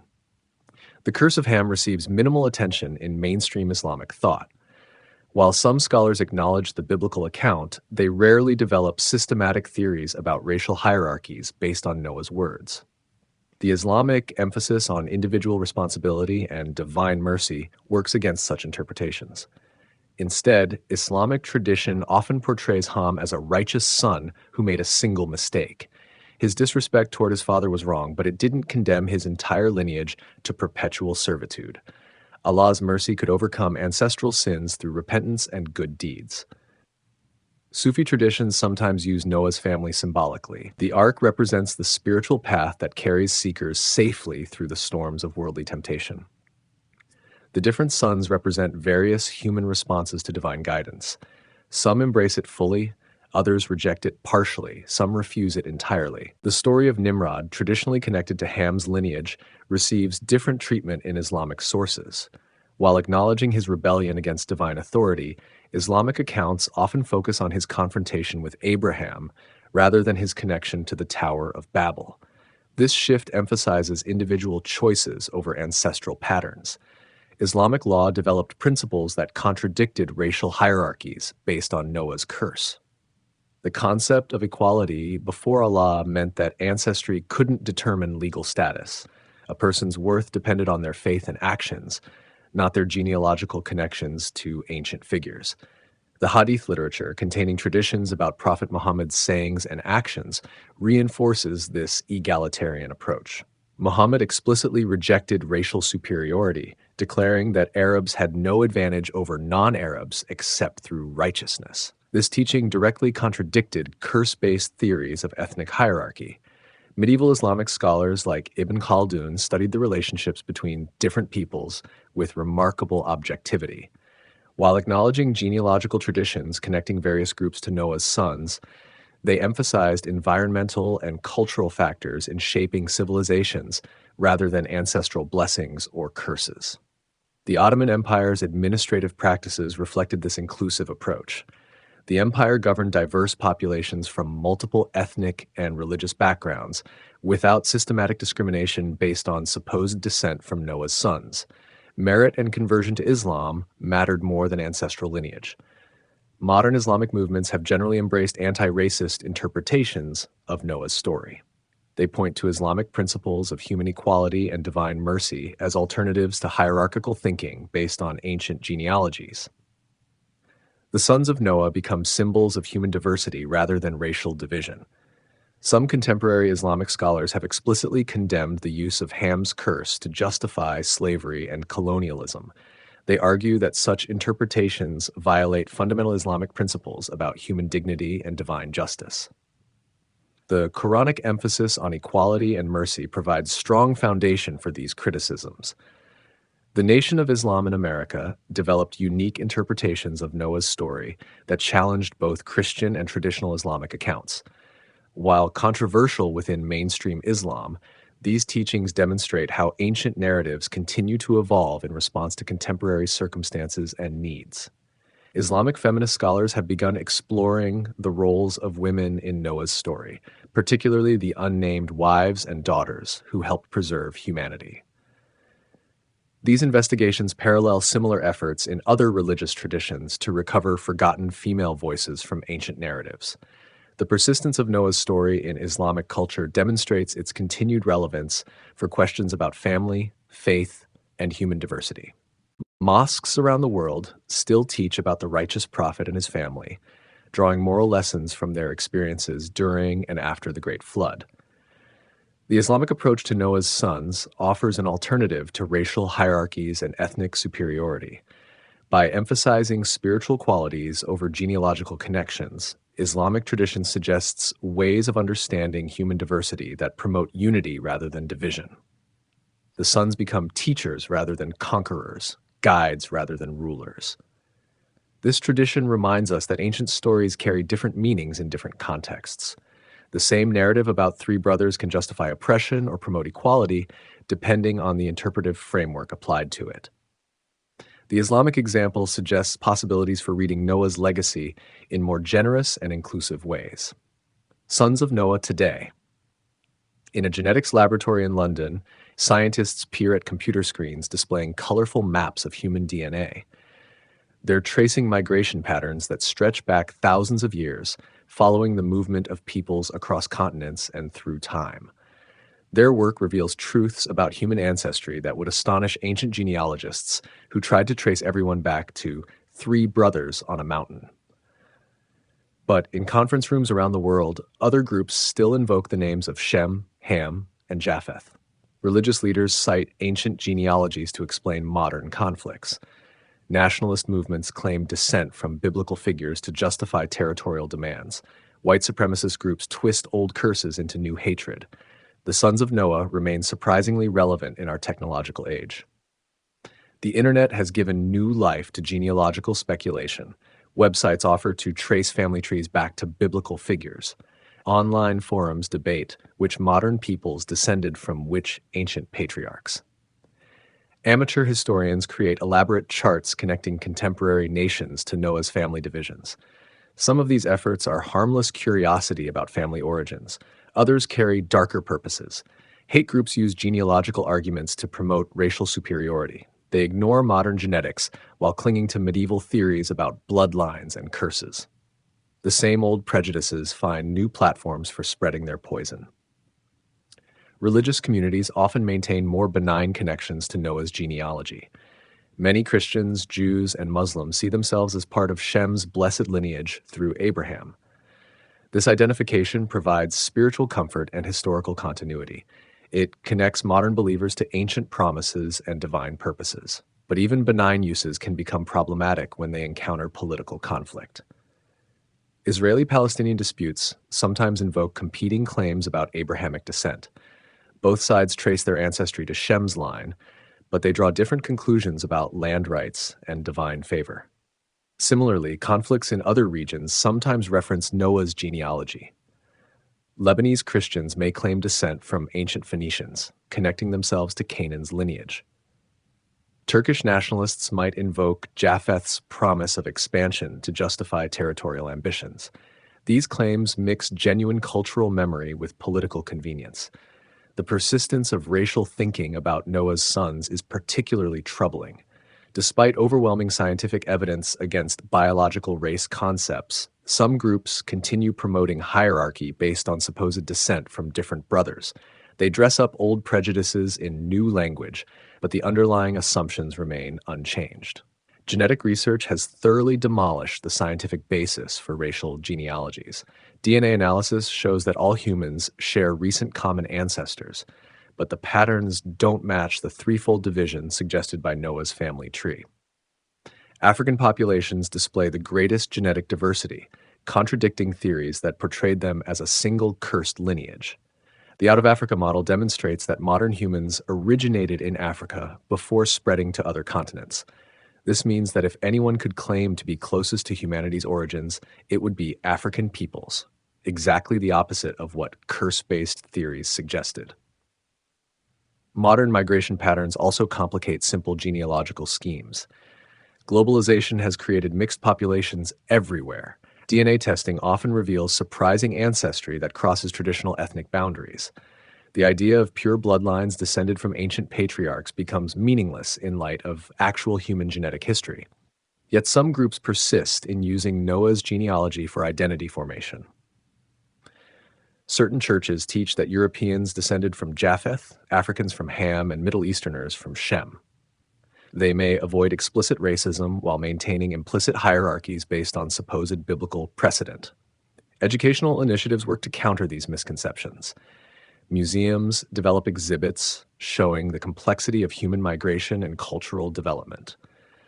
Science teachers explain genetic evidence for human unity and diversity.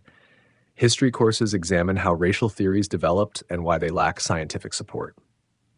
But combating genealogical myths requires more than scientific evidence. These beliefs often serve psychological and social functions that facts alone cannot address. People want to feel connected to something larger than themselves.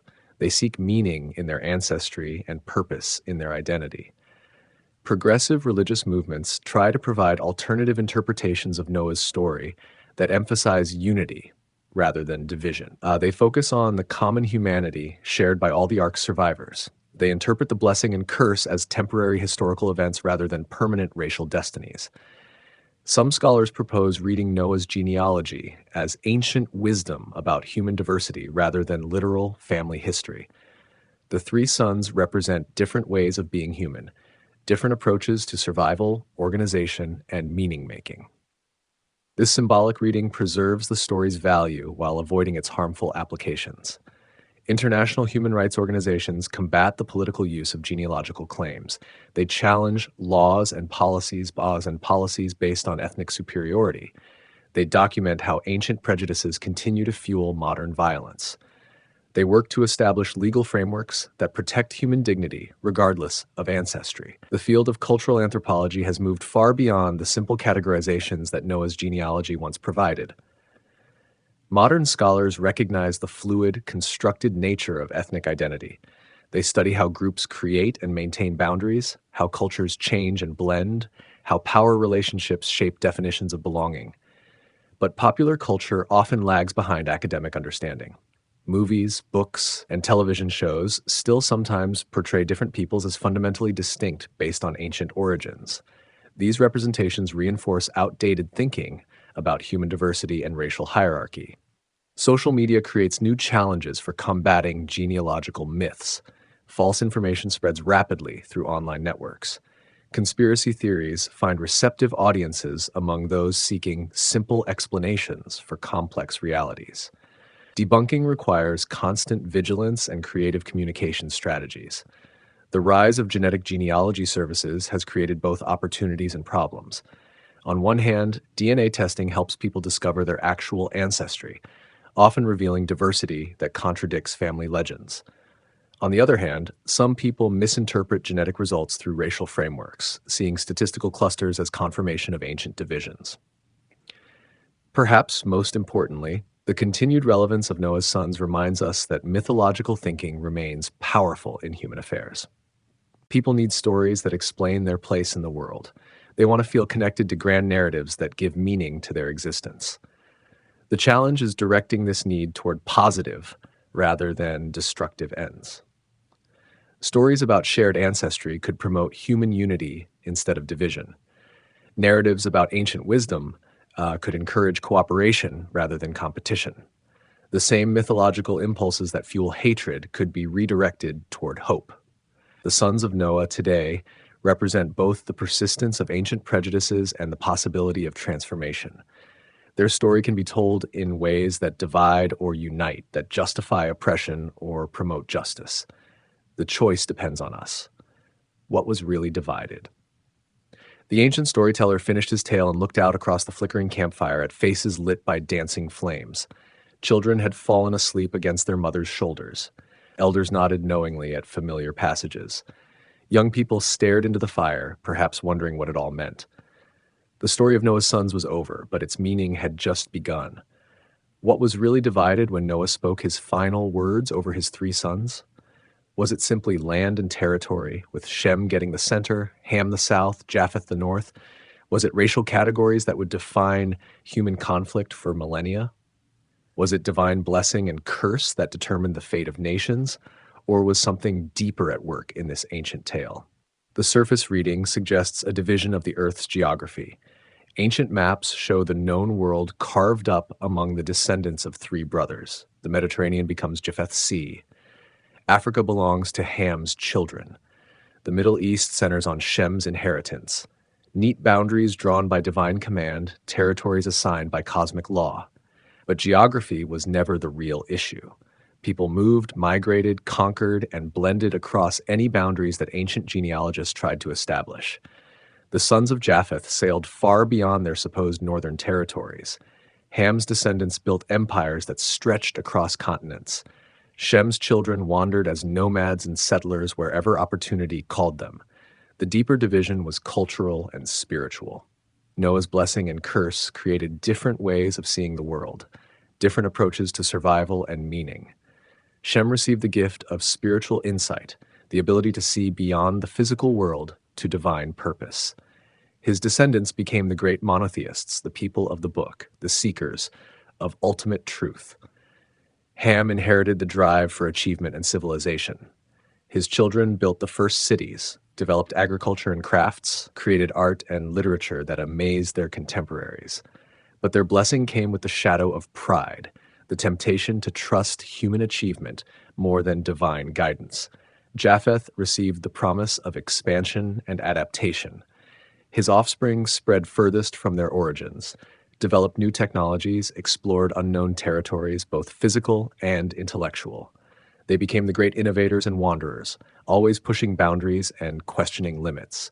These weren't racial characteristics encoded in genetics. They were cultural patterns, spiritual orientations, ways of organizing human community that could be learned, shared, and changed. People could move between traditions, adopt new approaches, blend different inheritances according to circumstances and choice. The real division was in humanity's response to the fundamental questions of existence. How should people relate to the divine? Through ritual and law, like Shem's tradition, through achievement and building, like Ham's legacy, or through exploration and questioning, like Japheth's path? Each approach offered wisdom and carried dangers. The story suggests that humanity needed all three approaches. Shem's spiritual insight, without Ham's practical achievement, leads to otherworldly irrelevance. Ham's civilization without Shem's moral guidance creates mighty but corrupt empires. Japheth's expansion without either spiritual roots or cultural foundations produces rootless wandering. But the curse and blessing also created tragic conflicts. Each tradition began to see itself as superior, its approach as the only valid path. Shem's descendants claimed exclusive access to divine truth. Ham's children boasted of their civilizational achievements. Japheth's offspring celebrated their intellectual and territorial conquests. These competing claims generated the wars and conflicts that marked human history. Not because different peoples were fundamentally different, but because they had developed different traditions that they believed made them special. The division of the earth became a division of humanity against itself. The deepest tragedy was forgetting the common origin. All three traditions came from the same family, the same ark, the same divine mercy that preserved humanity through the flood. The differences were variations on common themes, not fundamental incompatibilities between alien species. Modern science confirms this ancient insight. All humans share recent common ancestors. Genetic diversity exists, but it doesn't follow the lines that ancient genealogists drew. Cultural differences are real and important, but they're learned behaviors that can change and blend. not fixed characteristics inherited from primordial patriarchs. The story of Noah's sons can be read as wisdom about human diversity rather than justification for human division. It suggests that healthy societies need multiple approaches to fundamental questions. They need people who preserve spiritual traditions, others who build practical achievements, still others who explore new possibilities. The problems arise when these approaches become exclusive identities that deny the validity of other paths. When spiritual people despise practical achievement, when builders ignore moral wisdom, when explorers abandon all roots and traditions, the balance breaks down and conflict results. Perhaps the real message is that the division was never meant to be permanent. The three paths were supposed to complement each other, not compete. The blessing was for all humanity, not just one lineage. The curse was a warning about pride and disrespect, not a permanent condemnation of entire peoples. The flood didn't end human problems, it just hit reset. Noah's family carried forward all the potential for both good and evil that had characterized the pre-flood world. The story of the sons shows how quickly that potential manifested in new forms of conflict and cooperation. What was really divided was human consciousness itself, the unity of understanding that might have existed before Babel, the shared approach to meaning and purpose that could have prevented the flood in the first place. The sons represent the fragmentation of human wisdom into competing systems that often work against each other. But fragmentation isn't necessarily permanent. The pieces can be brought back together. The spiritual insight of Shem, the practical wisdom of Ham, and the intellectual courage of Japheth can combine in individuals and communities that honor all three traditions. The story continues today as humanity faces challenges that require integrated responses. Climate change needs both spiritual commitment and practical innovation. Technological development requires both moral wisdom and intellectual exploration. Building just societies demands insights from all the traditions that emerged from Noah's Ark. What was really divided was the responsibility for carrying forward human wisdom. Instead of one people bearing the entire burden, it was shared among many. Each group received part of the inheritance, part of the task of preserving and developing human potential. The tragedy came when the parts began competing instead of cooperating. The blessing became a curse when it justified superiority rather than service. The division became permanent when it should have been temporary, a stage in human development rather than an eternal separation. Perhaps the real conclusion is that the story isn't finished. The sons of Noah are still learning how to live together, still discovering how their different gifts can serve common purposes. The division of the earth awaits reunification by peoples who remember their shared origin and common destiny. The floodwaters receded long ago, but the work of rebuilding continues. Every generation must choose whether to honor the divisions or transcend them, whether to compete for blessing or share it. The sons of Noah represent not ancient history, but present possibility, not fixed fate, but continuing choice. What was really divided was the beginning, not the end. The story of three brothers stepping off an ark onto solid ground is really the story of humanity learning to walk together on the earth they all must share.